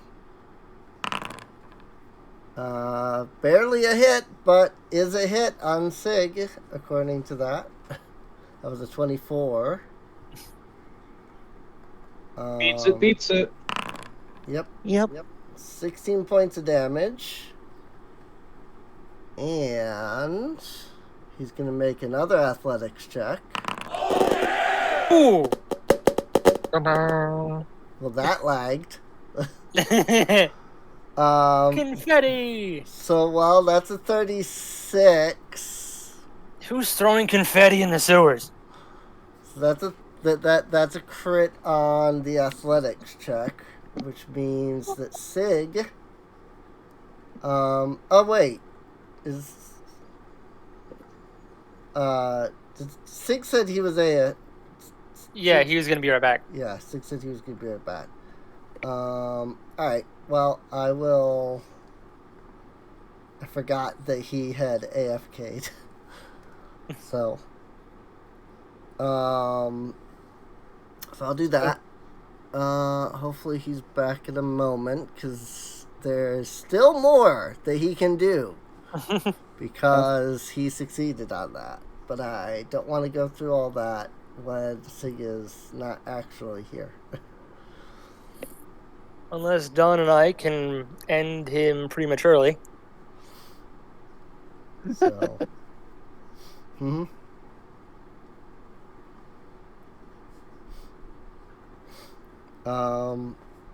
Yeah. It's he gets another thing as a reaction. So, because he successfully tripped Sig. So, Why do I feel like these guys are like Pathfinder's version of Roadhog from Overwatch? I honestly don't know, because Oh, never played it. I've never played Overwatch. Overwatch has a tank hero called Roadhog, and he has a hook that he can throw out, and if he hits somebody, he can bring him in. All right. Well, that turned into a crit. His reaction attack turns into a crit miss anyway, so it's fine. So basically, the ogre boss, he has an ability where if he hit somebody with the hook, and pulls their legs out, trips them, then he gets an additional attack against them. So, Ooh. But that additional attack was a crit miss. So he was just able to scurry away just enough. Yeah. So for the hook got brought down. Roll out of the path. You're like, oh. Right. I'm back. What I missed? Welcome back. You survived. Okay. So the ogre boss attacked you for a 24 to hit. Okay. That was 16 points of damage. He then made an athletics check to trip you, in which he crit, so he got a 36. So you got knocked prone. Once you were prone, he then has an ability that allows him to then make another attack against you. But he crit missed, so. Oof. So, you took 16 damage and you're prone. That's really about all that happened. So. Okay. Makes sense. And that brings us to Dawn. Alright. Ouchie. 16 damage. But yeah, so Dawn is up. Alright.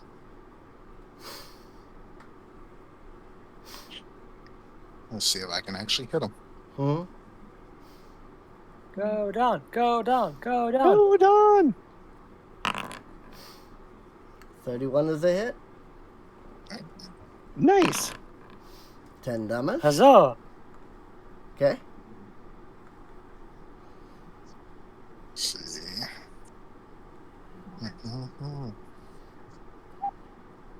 What the hell?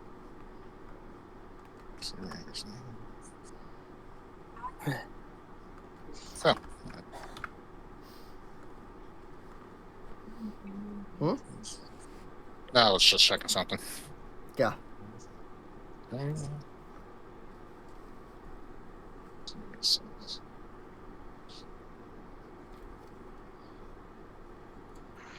Okay.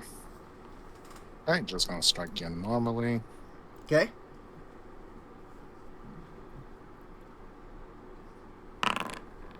$27 hits. Alright. 11 damage. Very good. Alright. Alrighty. Cal. Yes. I was just gonna one-shot him, right? Yeah. Let's see it. Gonna Let's happen. see. We'll see. Emerald. I mean, this guy still got some health on him, so he is the Here boss we go. for a reason. Okay, that's a hit. That's a hit. 27 damage. 27. Cool. All right. He's Wrong still thing. good. One more try. Because he's got more. He's got how many more bullets in the magazine? 2. Okay. So here we go. No, that's a miss. miss. That's okay.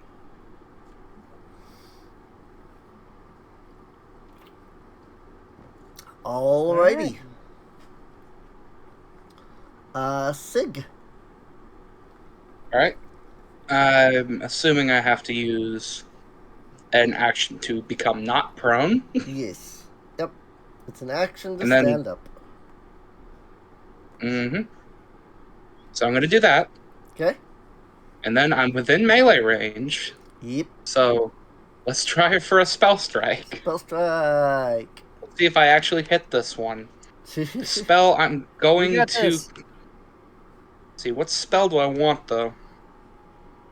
I guess go big or go home. I'll go with Crashing Wave. Okay.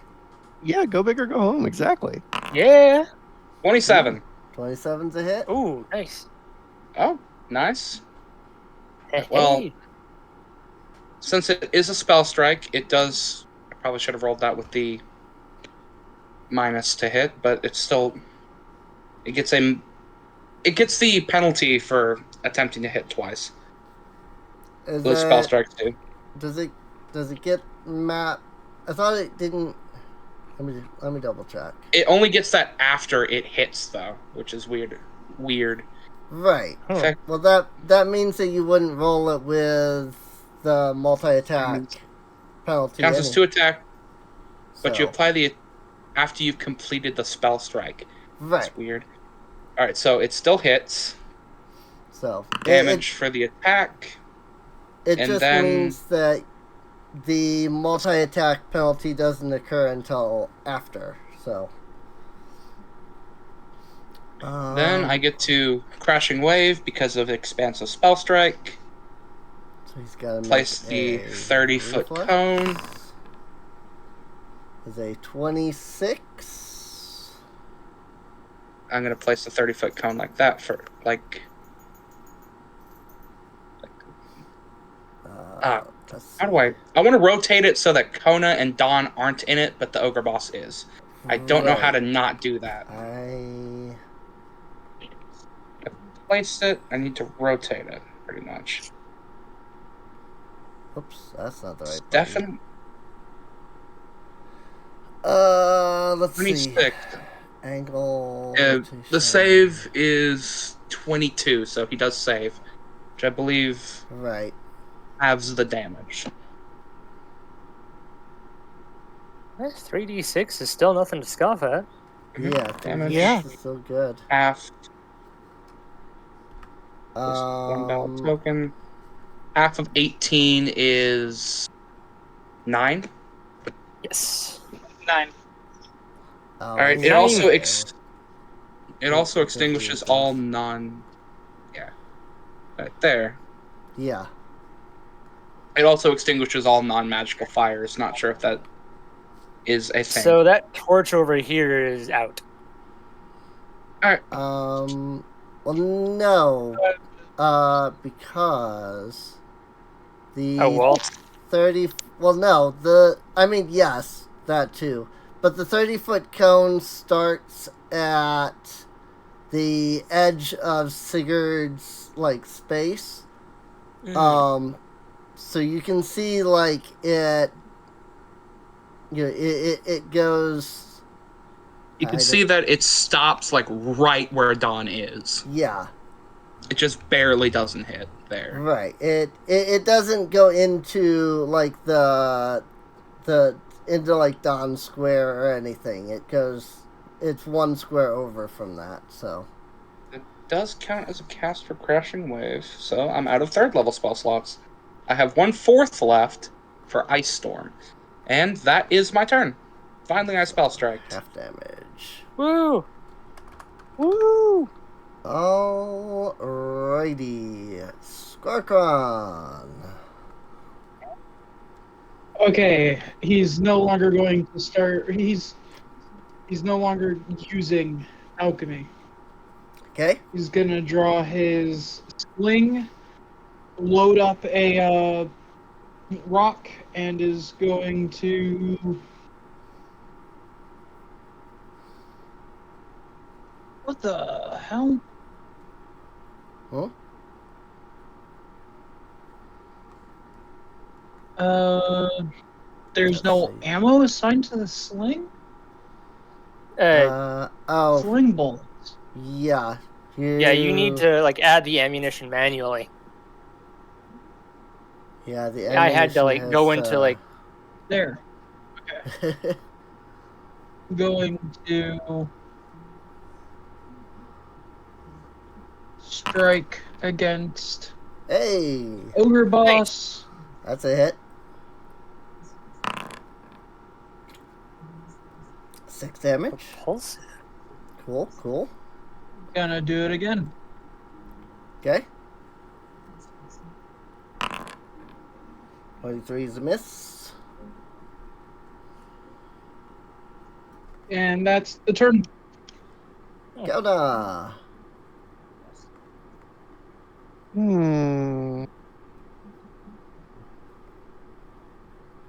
What do I want to do? Kona, Kona, Kona, Kona.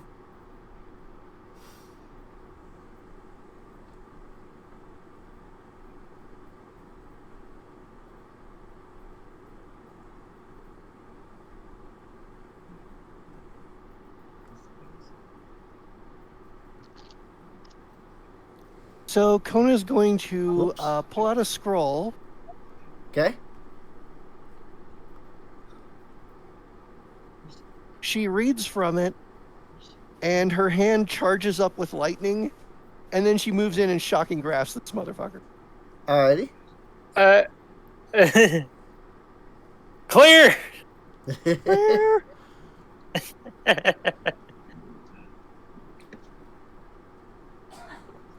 Yeah, I can totally see Kona just like rubbing her hands together, you know, and just boom. Right. So I need to. I haven't had to make a standard melee spell attack before. I don't even know how to do that.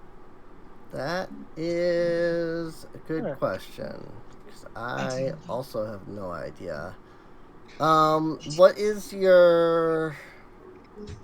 What would your modifier be for that?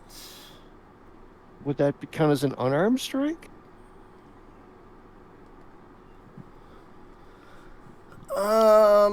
Let's think- see. Shocking grasp. Make a melee spell attack roll. What it? Target is wearing metal armor. Gain.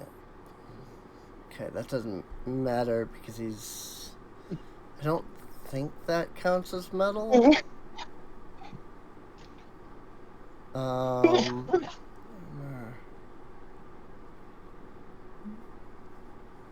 I guess it does.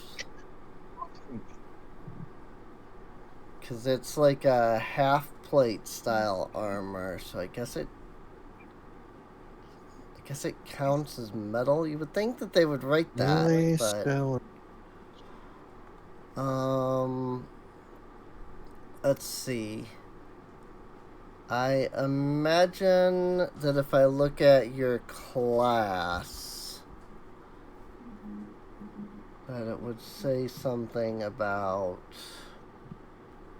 what your spell attack is, or so you would think. Okay, so it uses charisma. Okay. Okay.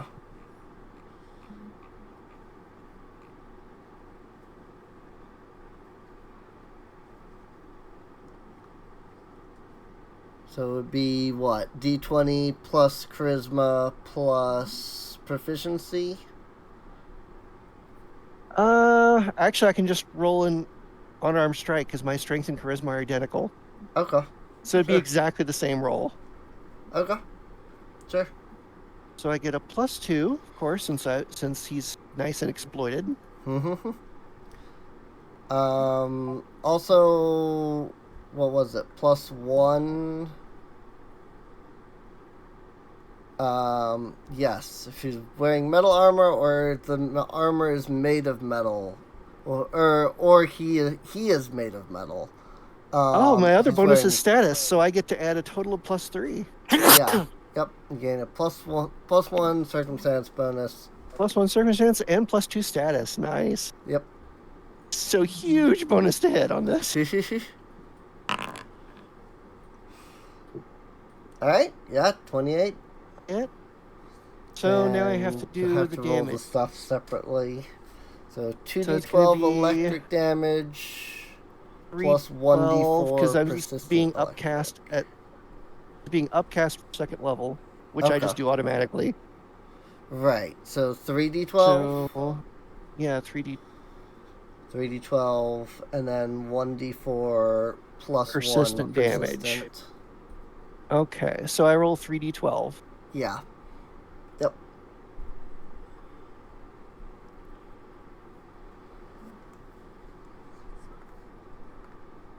Come on, big number. Mm-hmm. 22. He's still up. Let's see. Persistent damage. It is 1d4 plus 1 electric. Cool. Alright. That's pretty cool, but I may make a different scroll for next time because Mhm. I think my Titan attack is actually just as good, if not better. Right. Might do Burning Hands.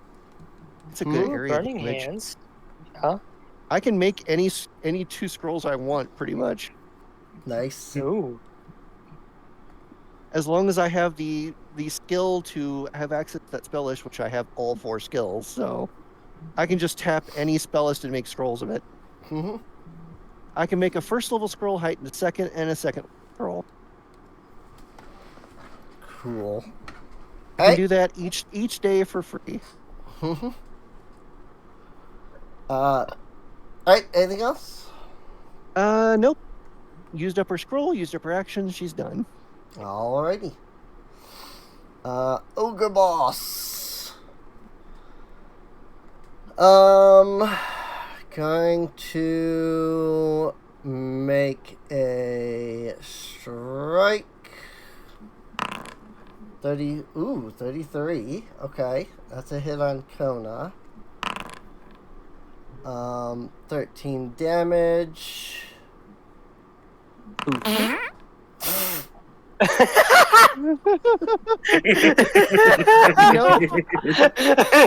She just gives him the finger. Well, so he fails to trip, which is fine. Oh my god. 27 on Sig. You hit like a bitch. So What do you have for breakfast, Mr. Ogre? Beans? right. So 27 to hit on Sig for 14 damage. And a 23 athletics check. So that's against Sigurd's reflex DC. Yeah. So take your reflex, which is Plus 10, yeah. so it matches. So just barely fail, I assume? Yeah, you beats it. Beats it. Yeah. That's it. Yeah, meets it, beats it. So Beats it. So. Mhm. Yep. So yeah, yes. That sucks. Right. Yeah. So he. Yes, he fails, right? Sorry, my brain was like, okay. wait, no. So, if yeah. he's making the roll, wouldn't he succeed? Because he's rolling against the target. Meets it, beats it. Yeah. So Meets it, beats it would meet the ogre boss, since he's the one rolling, would succeed, and I would be knocked prone. Okay. Okay. Yeah, that makes sense. At least that's how I'm taking it. Yes. Yeah, Right. that's also how I. That does make sense. So yes, I do believe so. In that case, he's going to do his sweeping hook attack, which is going to land a crit. So, Oh, God. 36 Crap. damage on Oh, Oh, that's a big hurt. That's a big Yeah. hurt. I'm glad my HP is over 100. Sig. yeah. I Right. feel you. Yep. I'm just barely too. I think I'm like 106. Dang. Yeah, 106. Currently at 40. Yep. At 40. Christ. Oh, What the hell? So then he's going to Ouch. make his third action strike on Dawn. And of course miss because freaking minus 10. multiple action penalty. Yeah. Yep, that multiple attack penalty. So it gets you when you make 3. Mm-hmm. So before his turn ends, he's got to take 4 points of damage. He's then going to fail at the save. And then that brings us to Dawn. Okay. Let's see if this works then. Oh, It'd be rolled- funny if the persistent damage ended up taking him down. He's all of a sudden. right. He did have more health than even the max, so it would not have taken him down. But he is very low on HP. I will say that. Gotcha. He's looking worse for wear. Okay, let's see if this works. I mean, he did see 2 of his ogre friends just get their heads blown off, Right. and the other one just. See, what did Connor do to him?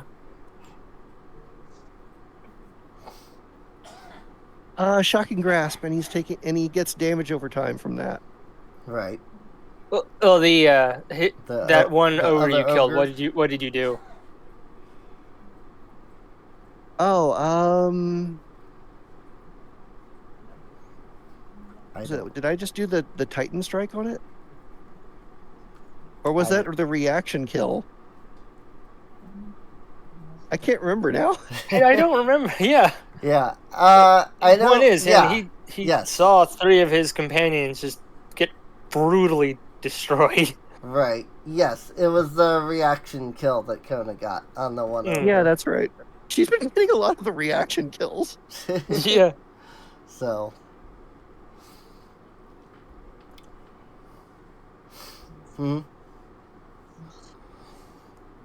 Okay. So gonna try. Kona is the reaction queen. Okay, so it's my turn. Yes. Yes. Yep, it is your turn. Okay, let's see. Come on, done. 27 hits.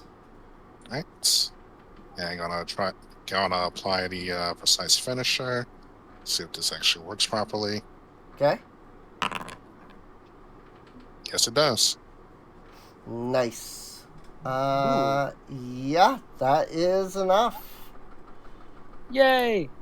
Don comes in with the final strike. Nice. Ogre boss is deadified. Woo. Oh, thank God. Also, I apologize. I realized I did melee spell attack wrong. Apparently, I actually have it on my sheet. Ah. And it's less trained than my unarmed strike, which is weird. But that doesn't make any sense to me, but okay. But Right. it would only have been 2 points different. Okay. Let's see. Would that have even mattered then? I don't. What was it that you rolled?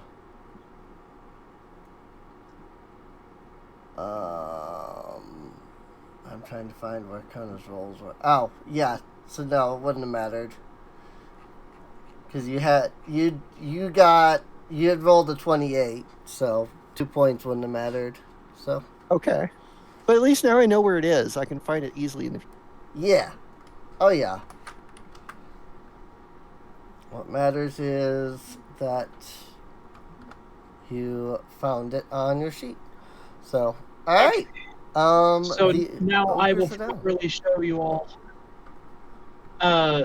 how broken his healing is.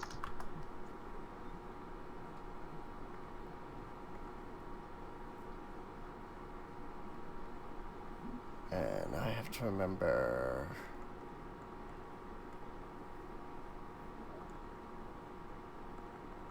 How this works. 60. Okay. So that is 60 experience, by the way. Whoopsie, I didn't mean to close that.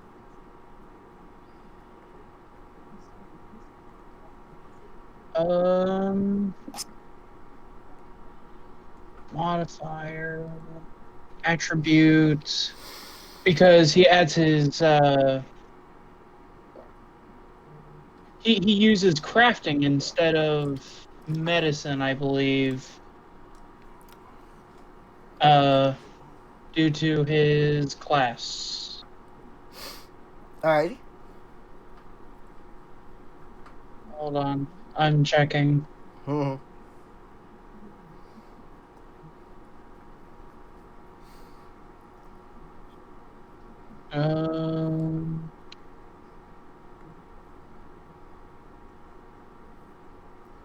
Where is...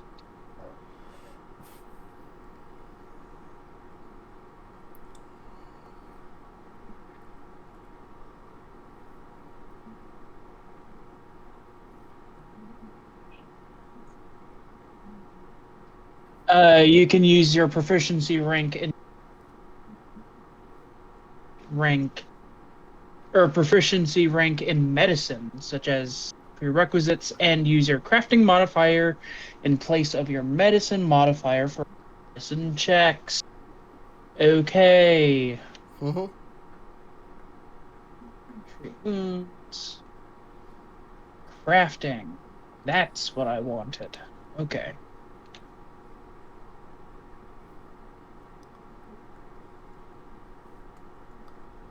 You know, maybe I should make my next scroll a scroll of True Strike. I do have that spell.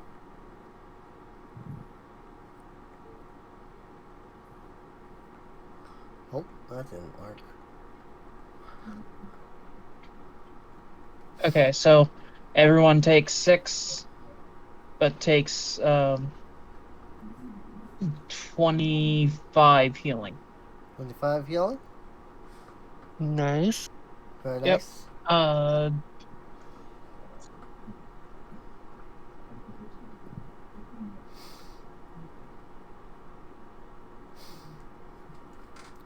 Cool. Take 6 damage, but then take 25 heal. Cool.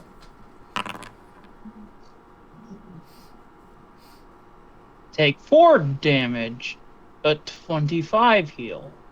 Nice. Instead of... Oh, yes.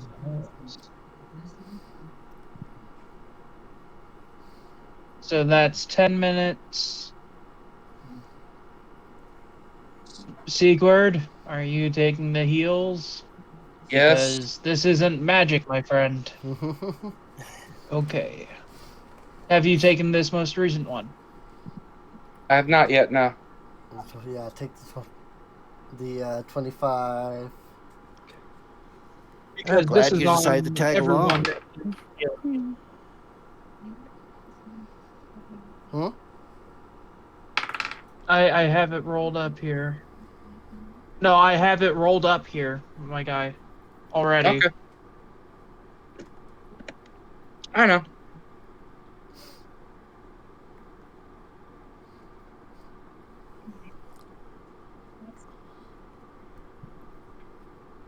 You can easily take the damage and then take pills. I know. Yeah. Do you... Kind of figure out how to do that.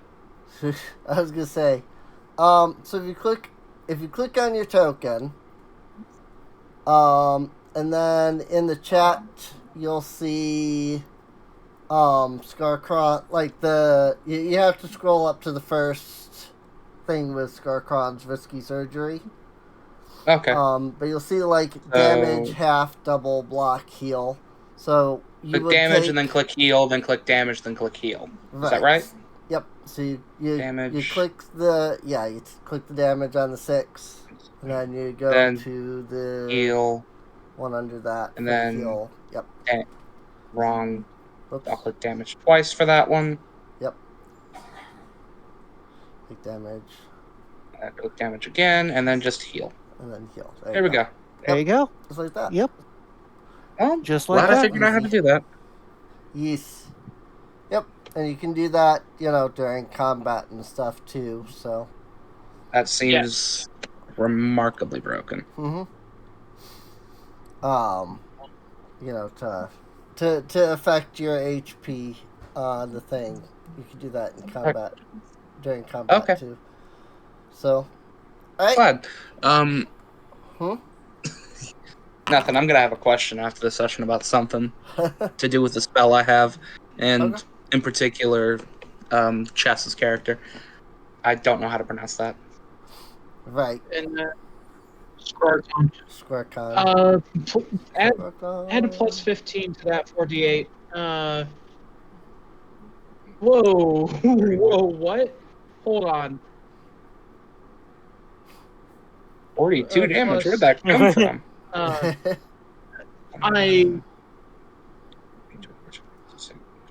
you accidentally click on double? 36. Yeah, I accidentally Instead of clicked on heal. double. Add a plus 15 to that healing, by the way. Okay, so 36 instead of 21. Yeah. Yep. I accidentally didn't press the right DC, but I wanted it to be the next one up. Cool. All right. Well, that just takes me to max, so I'll just... Yeah. You can just set yourself to max, so... Yeah, I'll just set myself to max.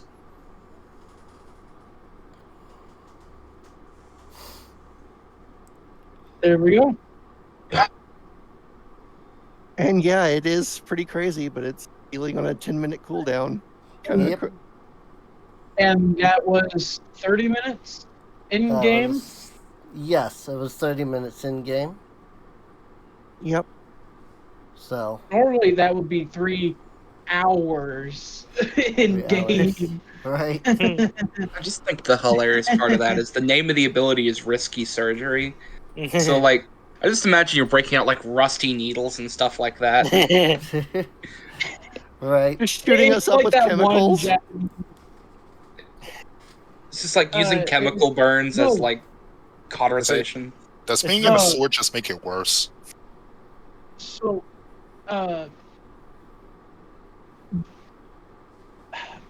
what I'll say is I designed him a little bit off of the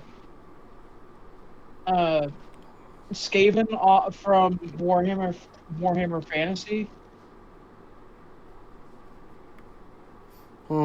So, like, imagine them performing a surgery.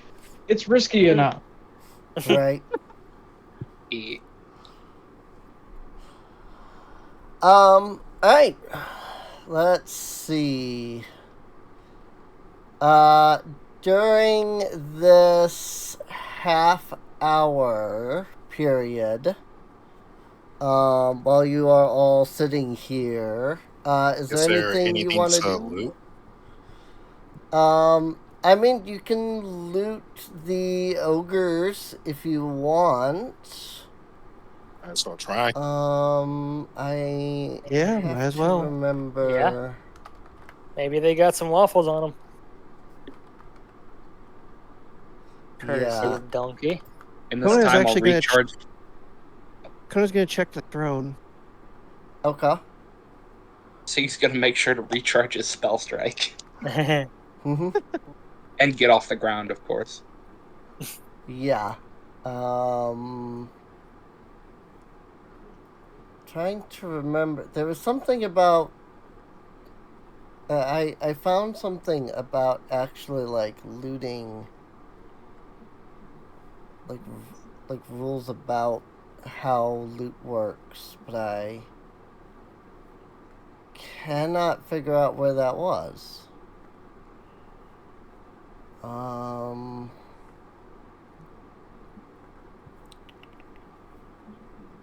Let's see.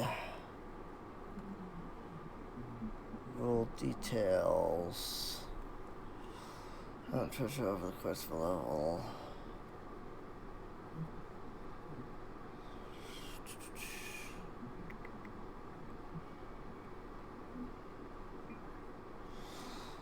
I remember that there was this whole thing about how to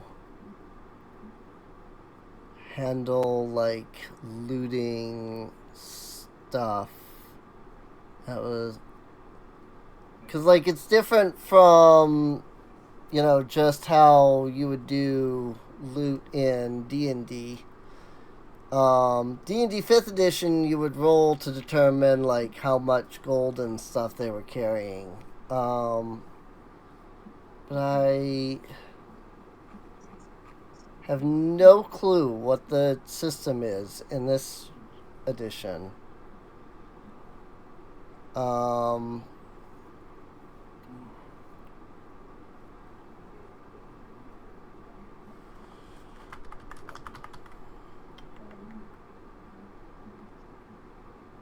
Oh, frick. Oh. There was something about being able to loot monsters, and for the life of me, I cannot recall how to do it. Or where to find the information on that now. But there was like an entire like thing about that.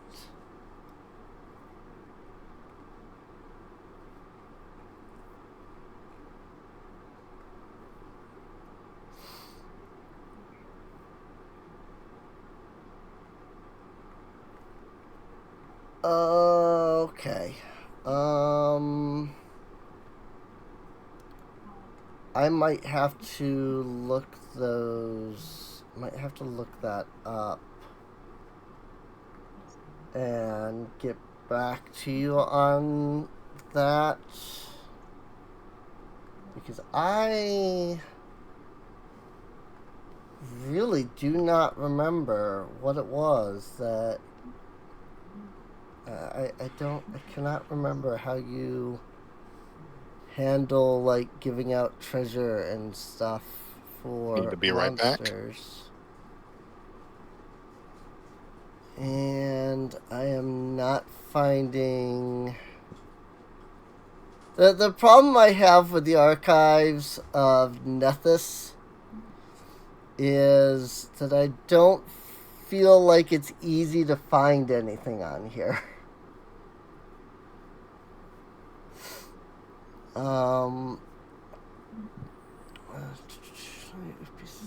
Flee. That has nothing to do with anything of what I'm looking for, though. I'm looking for what you're supposed to do after an encounter ends. How do you handle...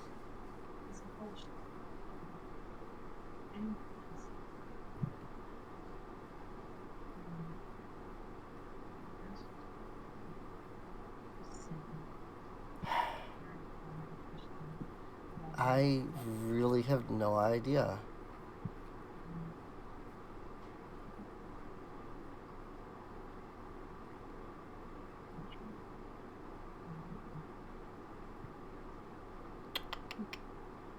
Well, this game is a learning process. Yeah.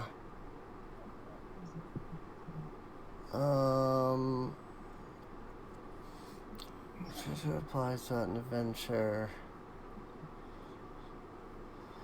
Treasure you award to the party should be monitored and adjusted as you play. I want to give out treasure you hadn't originally planned for. Yada yada. Treasure by level.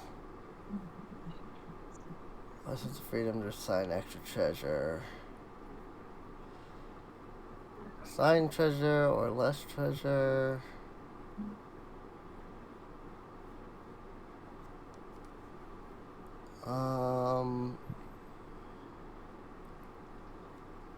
It's freaking.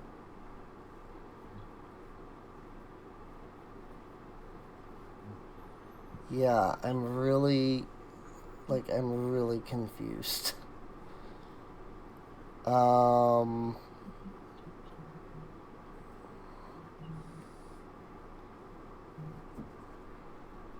So, when confused and when unsure what to do on that,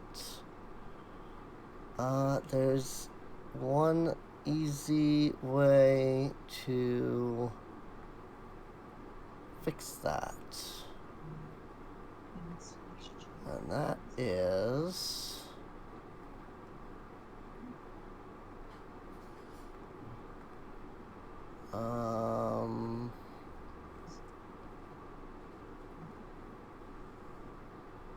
that's not what I'm looking for either. Oh, here. There it is.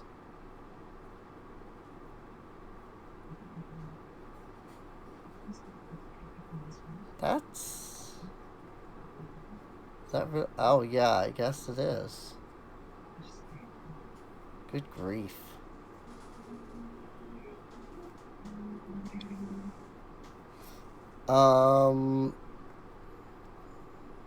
I guess I'll just go with the rules from D&D for now.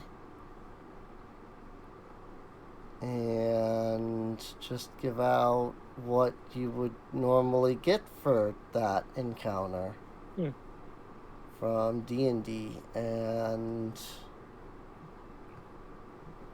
hopefully I can figure out what the actual method is at some point. So, let's see.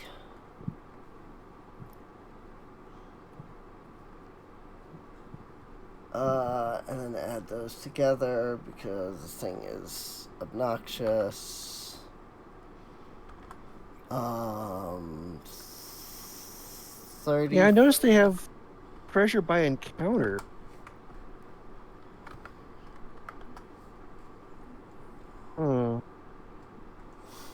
Yeah, I found I can find treasure by level, but I haven't found anything else. Yeah, I found treasure by encounter. Treasure by encounter?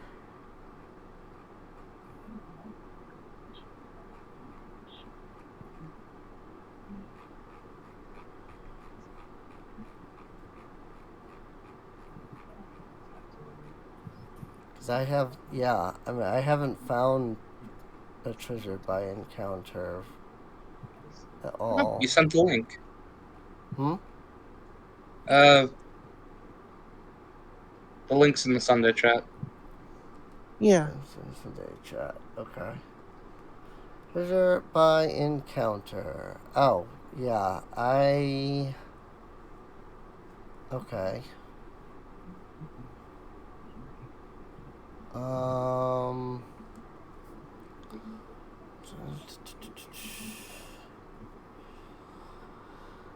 Column possess treasures reward. Build an entire level this way. Tasking creatures with treasure to count for this. Okay. And so this was...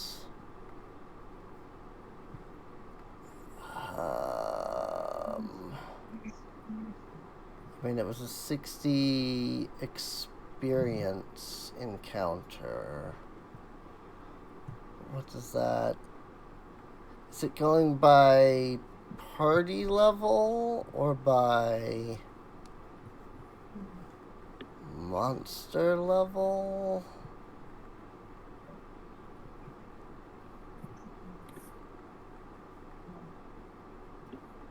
Oops. I did that wrong. I hope that helped. I'm trying to double check something. Because then that's... Oh, right. Okay. So then I would use... Yeah, yes and no. It's a little confusing. I've got to figure out freaking... where's the freaking thing on experience again? I need to think about... Okay. And then, so this was... No, that's not what I'm... That's... I mean, that's what I'm looking for, but that doesn't say what I thought it would say.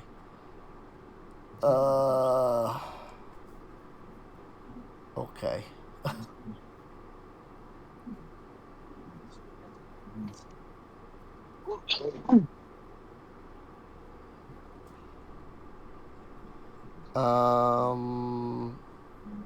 Okay. It's... Oh, here's a random loot generator for Pathfinder 2. Okay. There's, I mean, that would probably work the best, because... I did actually see one that I was looking through. I couldn't figure out how to use it. There's one for Foundry. I don't know how to use it or how to even get it to work, but there apparently is one. I'll see if I can find it again. Right.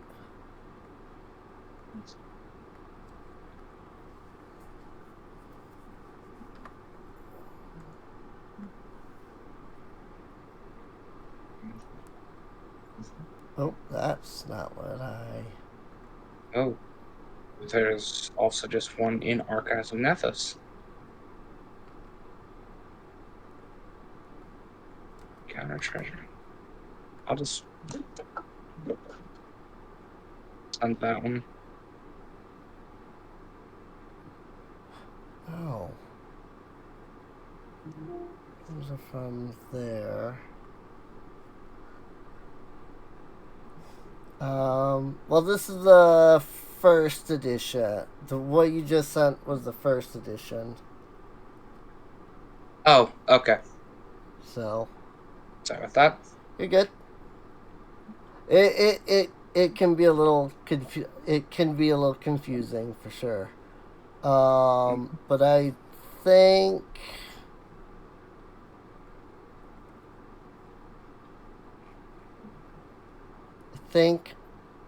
I have a rough idea.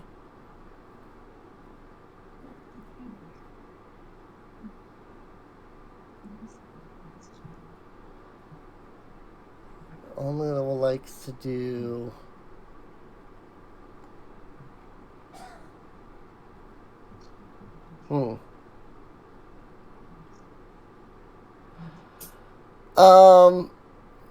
Alright. So...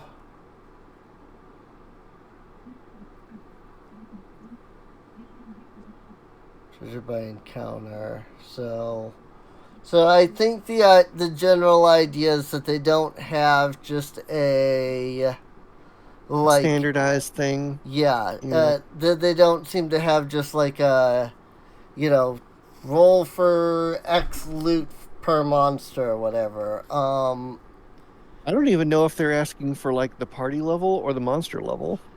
Yeah, that's one thing I'm not fully understanding either. I would assume it's the encounter level. I would assume, and the encounter level would have been, the party's level -1, because it was a low tier encounter. Um, as opposed to the. But see, but like that's what I'm confused on because there is, there's low at like I would factor. Okay, maybe would be a level 7 encounter, but then they also have low, moderate, severe, extreme for level 7, and so I'll be honest, I have no idea how to use the stuff I just linked. I just found it and was like, here, I'll pass it on. Yeah, it's fine. I mean, the Pathfinder is vastly more complex. I think for now we'll just do what I did, which was I just used D&D's system. So 35 silver, 13 gold. Can just be added to your loot. Let's see.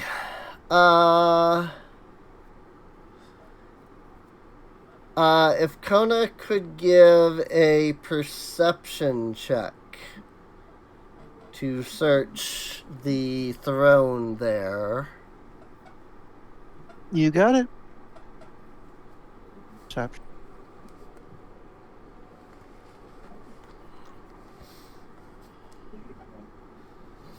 Remember, that's under, it's attributes, not skills. I keep attributes. Keep forgetting about that. It's the second perception in there, not the top one. And my lantern gives me a +2.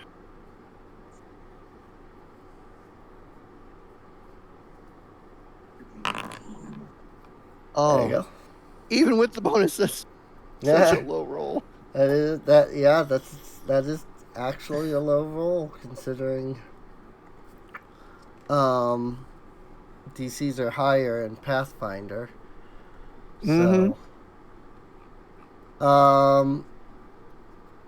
I probably don't find anything. I'm guessing. Well, hang on. Let me look at something real quick before I say one way or another.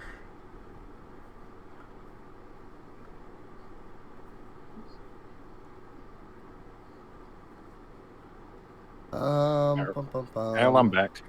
Welcome back. Welcome back.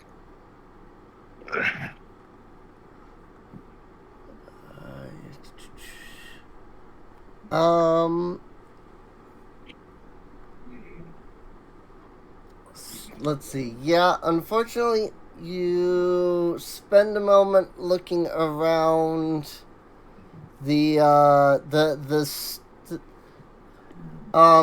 less of a throne per se, more a large rock that has been worn down in such a way that the ogre was able to sit on it.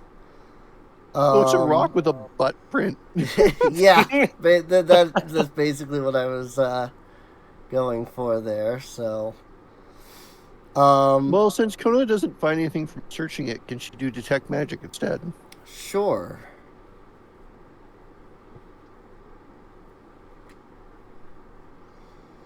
I don't think I have to roll anything for that. I don't. Let's see. I don't think. Detect. There it is. Yeah. Detect magic. And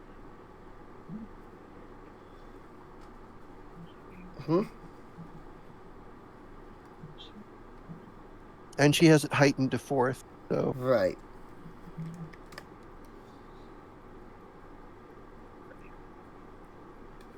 Let's see.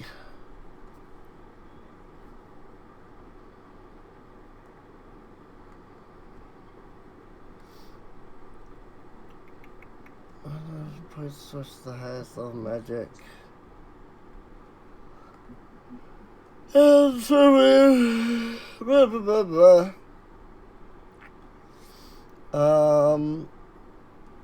Pinpoint sword. Much about it. She's fully aware of. And actually, this does bring This up. delay just gets more. This does bring up a good point, as it notes. Is Kona avoiding? Is she ignoring the brands, basically? Yes. Okay. Deliberately tuning those out. Deliberately tuning those out. Okay. I figured, but, technically that is a thing, is that detect magic does do something to them.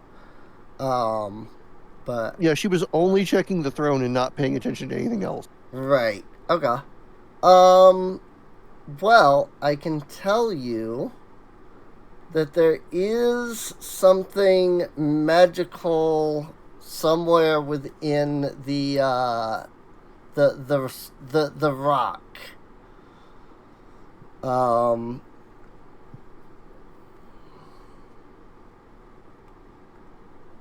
Can I make another perception check now that I know that? Yeah, sure, you can do that. Can I get advantage on it, or whatever the Pathfinder equivalent is? I can give you an additional, let's say, +1 circumstance bonus. Okay. That'll stack with your status bonus, so... Right. Since you're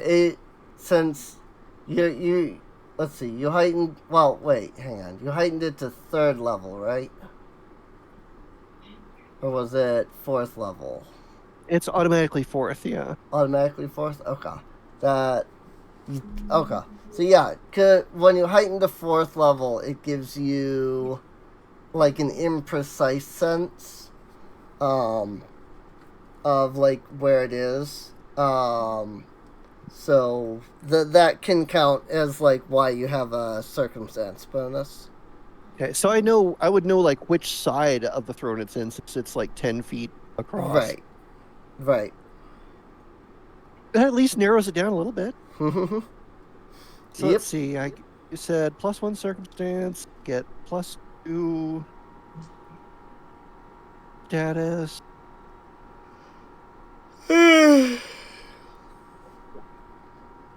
And trying again. 24. That's not too bad, actually. So,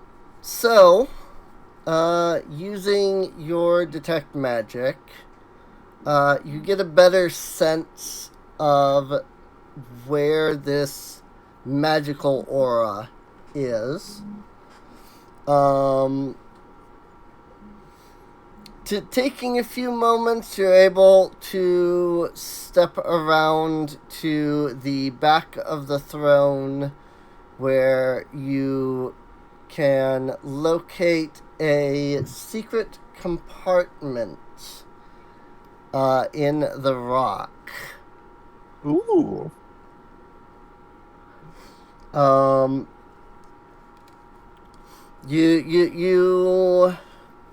You pull this, little compartment out, finding 100 gold pieces stashed inside. Nice.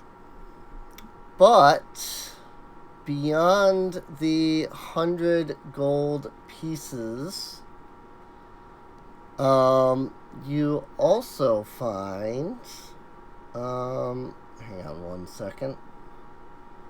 Let me... Let me...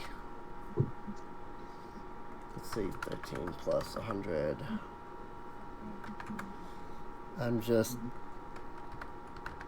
adding these things to the parties. Well, I guess I need to do that on Foundry, because they actually have that. I was adding it to the PDF file, but I forgot that there's a whole thing in here for, like, your monies. Monies. So I need to add 35 silver coin, and I need to add 113 gold coin. There we go.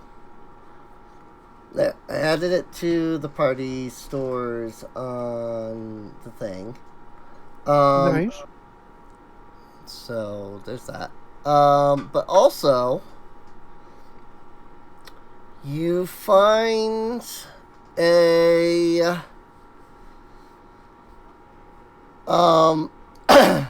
let's see how best to describe it. It's a thin slice of pure crystal. Only about maybe 3 inches or so long.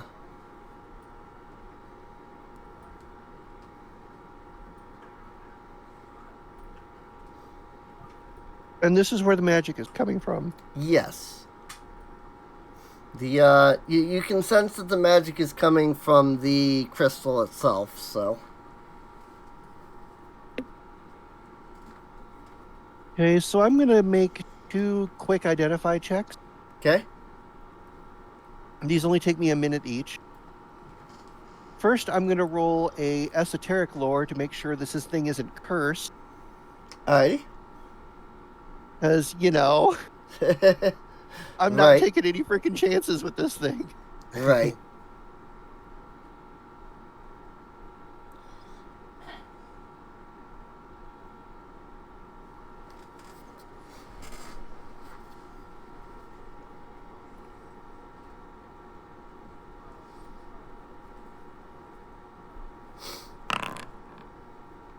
That's a 30. This is just to see if it's cursed. Right. I can definitely tell you that it is definitely not cursed. Okay, so now my next question is, which of the 4 magic disciplines do I have to roll to identify it? That is a good question. So, Arcana, Occultism, Religion, Nature. Right. Probably Arcana, since it's based around divination magic. Okay. So I get a +1 to this. Ugh. She has no idea. She has no idea. Rip. She knows, but it's like, okay, I know it's not cursed, so it's safe. Picks it up to emphasize, but I have no idea what it does.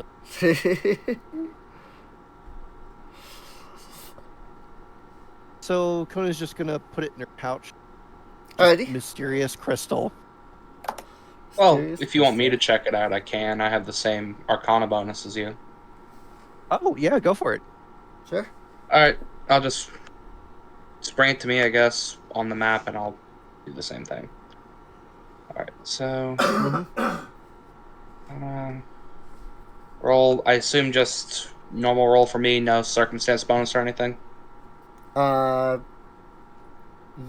probably. I think, 25. I think Kona only has, like, bonuses from, like, her lantern and stuff, so.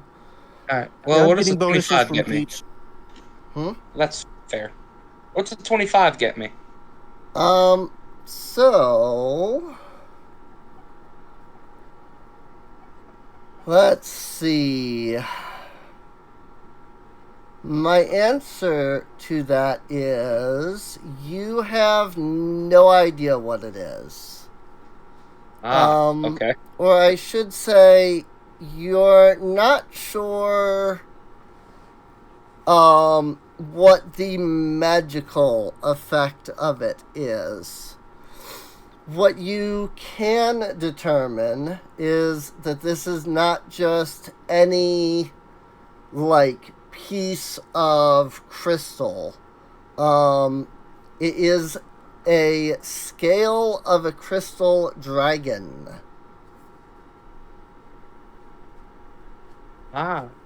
Okay.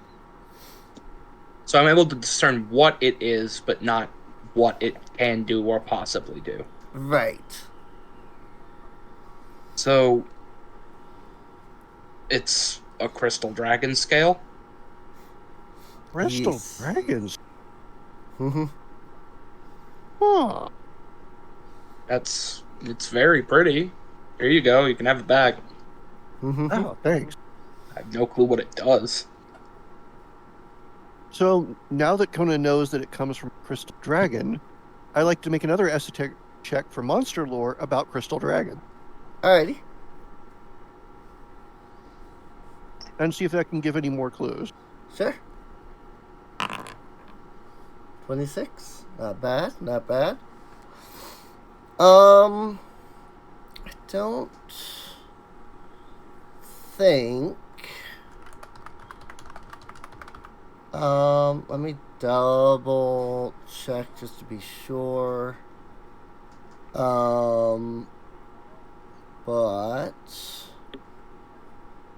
let's see.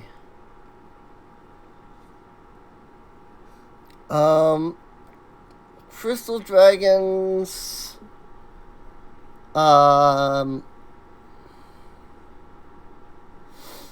Trying to think of how to word it.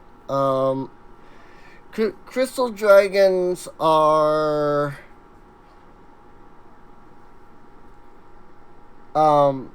they're considered primal dragons. Sorry,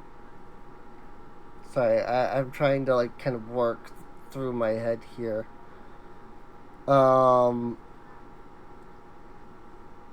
It's not so much that like a crystal dragon's scales would be particularly magical on their own. Okay, so they're not just inherently magical. Right. Yes. That's the those are the words I was looking for. So more than likely this is someone enchanted a scale. Right. Well, that's also more than we knew before. It is. Yes. It is indeed. Well, filing that I'm away for later. Mm-hmm. I am assuming our checks give us no insight onto the point of the enchantment. No, it does. Neither of your checks were high enough, unfortunately. Okay. And I can. I say we hold on to it. I could check it. I can honestly tell you that with your plus 12 skill check, you would have had to roll not necessarily a natural 20 specifically, but you would have had to have rolled you would have had to have rolled a 20 on the die in order to have gotten close enough to the DC. The DC is really high. Okay. Is what I'm saying. So, Crystal Dragons have a DC of 40 for like Arcana. This in particular probably would have like a lower like DC, but it would still be up in the like 35, range ish. So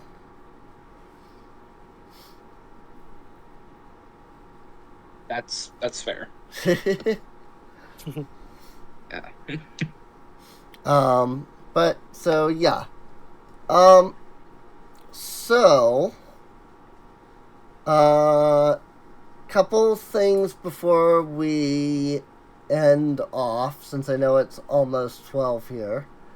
So I don't really think we have time to really move too much more in the sewers here. All I can say about that is, good grief, these freaking Pathfinder combats are much longer than fun. Yeah, they're significantly fun. longer. They're significantly longer. It's freaking one encounter. Like this would have been like 3 in freaking D&D 5th edition. So I mean, at least we're getting more used to the system to the point we kind of just go through turns. It's mostly just long learning what we can do personally. Right. Learning the classes that we have. And I think if we had started at level 1 and worked up to where we're at, it would have, we would have a much easier time. But because it's like, we're starting at level 8, it's like, we've got 8 levels worth of stuff. We don't know what we do. Couple things before we end off.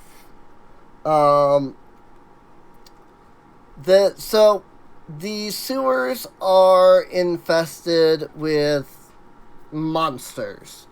To prevent players from just being able to rest and thus, always be at max health, always be at their best, etc. There are random encounters. They're not like placed on the map or anything like that. You can't make your way around and like clear everything. But basically the way I have it, the way I have this set up, is that every 10 minutes that you spend exploring, just, in exploration mode, I, as the DM, have to roll a flat check of a certain DC, and every time I roll that, if I succeed, you don't fight anything. If I roll a failure, then a random encounter pops up. You spent 30 minutes doing your rest, healing and whatnot. And basically for every 10 minutes, the DC gets harder and harder. That way eventually you have an encounter and then the DC resets. As you're all kind of finishing up, with checking the throne, Skarkon has healed people up, so on, things like that. While all of this has occurred, let's see if I can do this without it causing any real issues. The southern door opens, and in crawls, or not crawls, but in comes these 2 little machines that have these little like treadmills or thread, whatever whatever those are called. Treads. Yeah. So they have treads. You can see that they're these like bronze kind of like machines. But these like 2 little arms, one of which has like an actual like grabber type hand. What the heck? The other arm is this long like stick, pointy like needle thing. These couple little robots just kind of scuttle their way in, seemingly like as they move in and begin to move around, they're kind of like going across the floor, like picking up little like bits of trash, and things like that. And then like Roombas. every time they pick up something, They're Roombas. the Roombas. Every time they pick up something, they open this like chamber in the center of their like body and like shove it in, and it's like this little like furnace thing inside. So clearly, like, they're shoving the stuff inside of them and like melting it down. Interesting. They're Wallies. Yes, they're basically little wallies. If anybody wants to, you can roll. Wonder if you could put a dead body in there. If anybody wants to, you can roll a recall knowledge using either Arcana or Crafting. Ooh, I can do this. Yeah. Okay. Alright, so I didn't do much better. Oh dear. I was like, I don't know shit about robots. Right. Conan knows nothing. Sig does not know much more. Skarkon, you are intimately familiar with these things. You've possibly even had a few run-ins with these things. That they're called Orichalcum Disposers. Their purpose is quite literally to automatically go around, clean things up, and are generally harmless. I say generally harmless because while they themselves are not hostile, they are very adamant about cleaning and, taking care of trash, things like that. And when they sense... don't litter around these guys. Donna looks litter genuinely around these concerned guys. because she's trash. when these things sense trash, they do their darndest to clean. Unfortunately, they're not exactly known for being the best at determining what is garbage and what is not. All of that is to say that basically these things come in, they start moving around, and they detect the carnage that has occurred in here.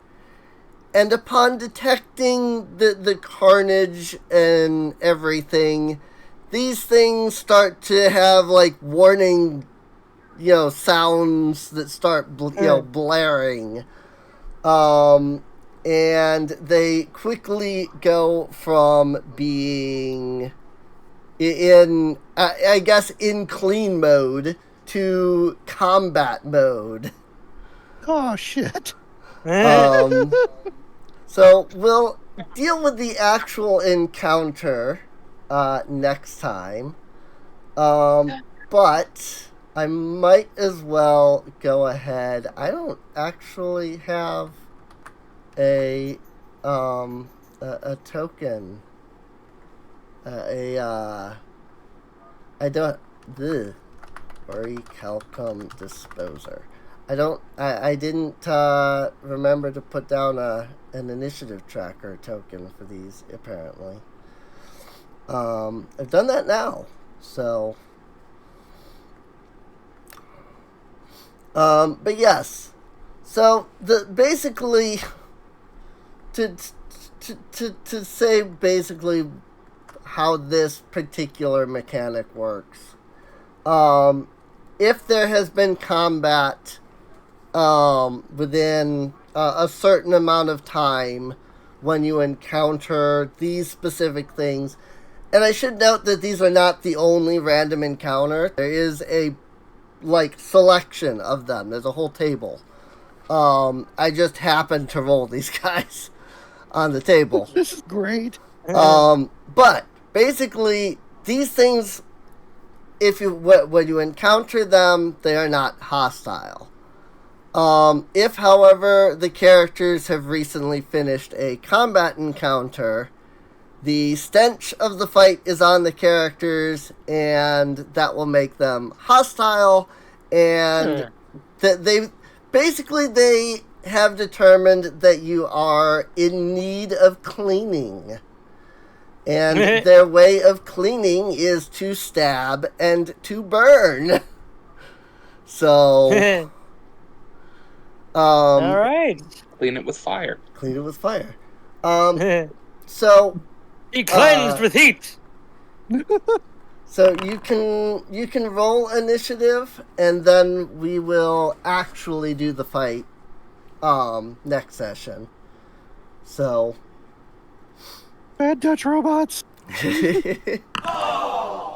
Again. That is an 11. Ouch. That's the second time that's happened for initiative with me. It happens.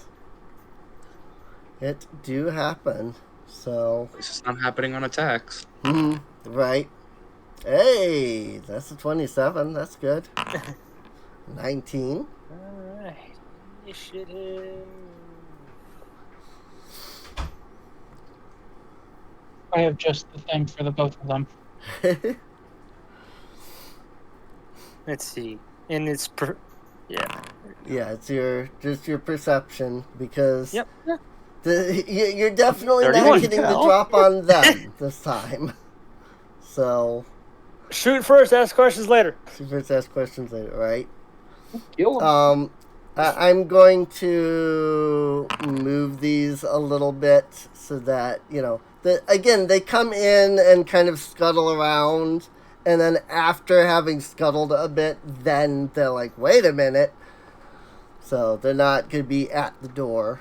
Okay. But yeah. Y'all killing? Hmm? Nothing. Them just being like, did I catch y'all killing again? Right.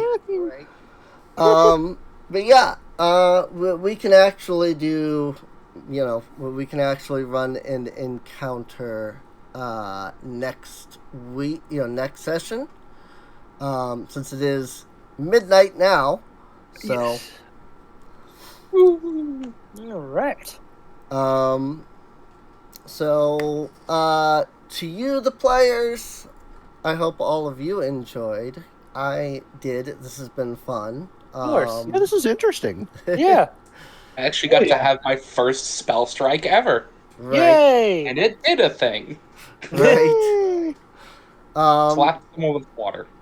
I turned a guy's head into soup. To those Good stuff. watching the podcast, if you're here on Twitch, thanks for coming out.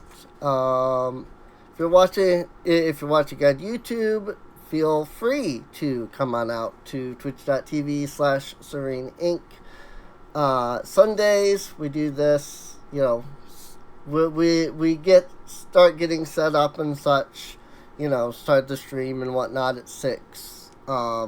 Usually start playing around 6:30 itself, or not 6. Wow, that's way early. 8 Eastern time, 8 p.m. Eastern time. I was like, I said 6. I'm going, that does not sound right.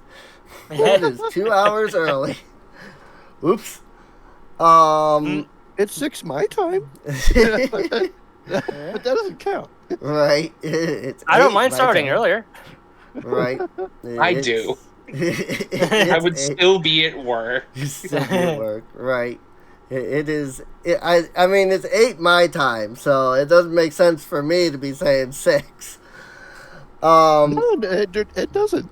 So Right. But yeah. In either case, whichever area you're watching from, I hope you all enjoyed. And we'll see you all next time.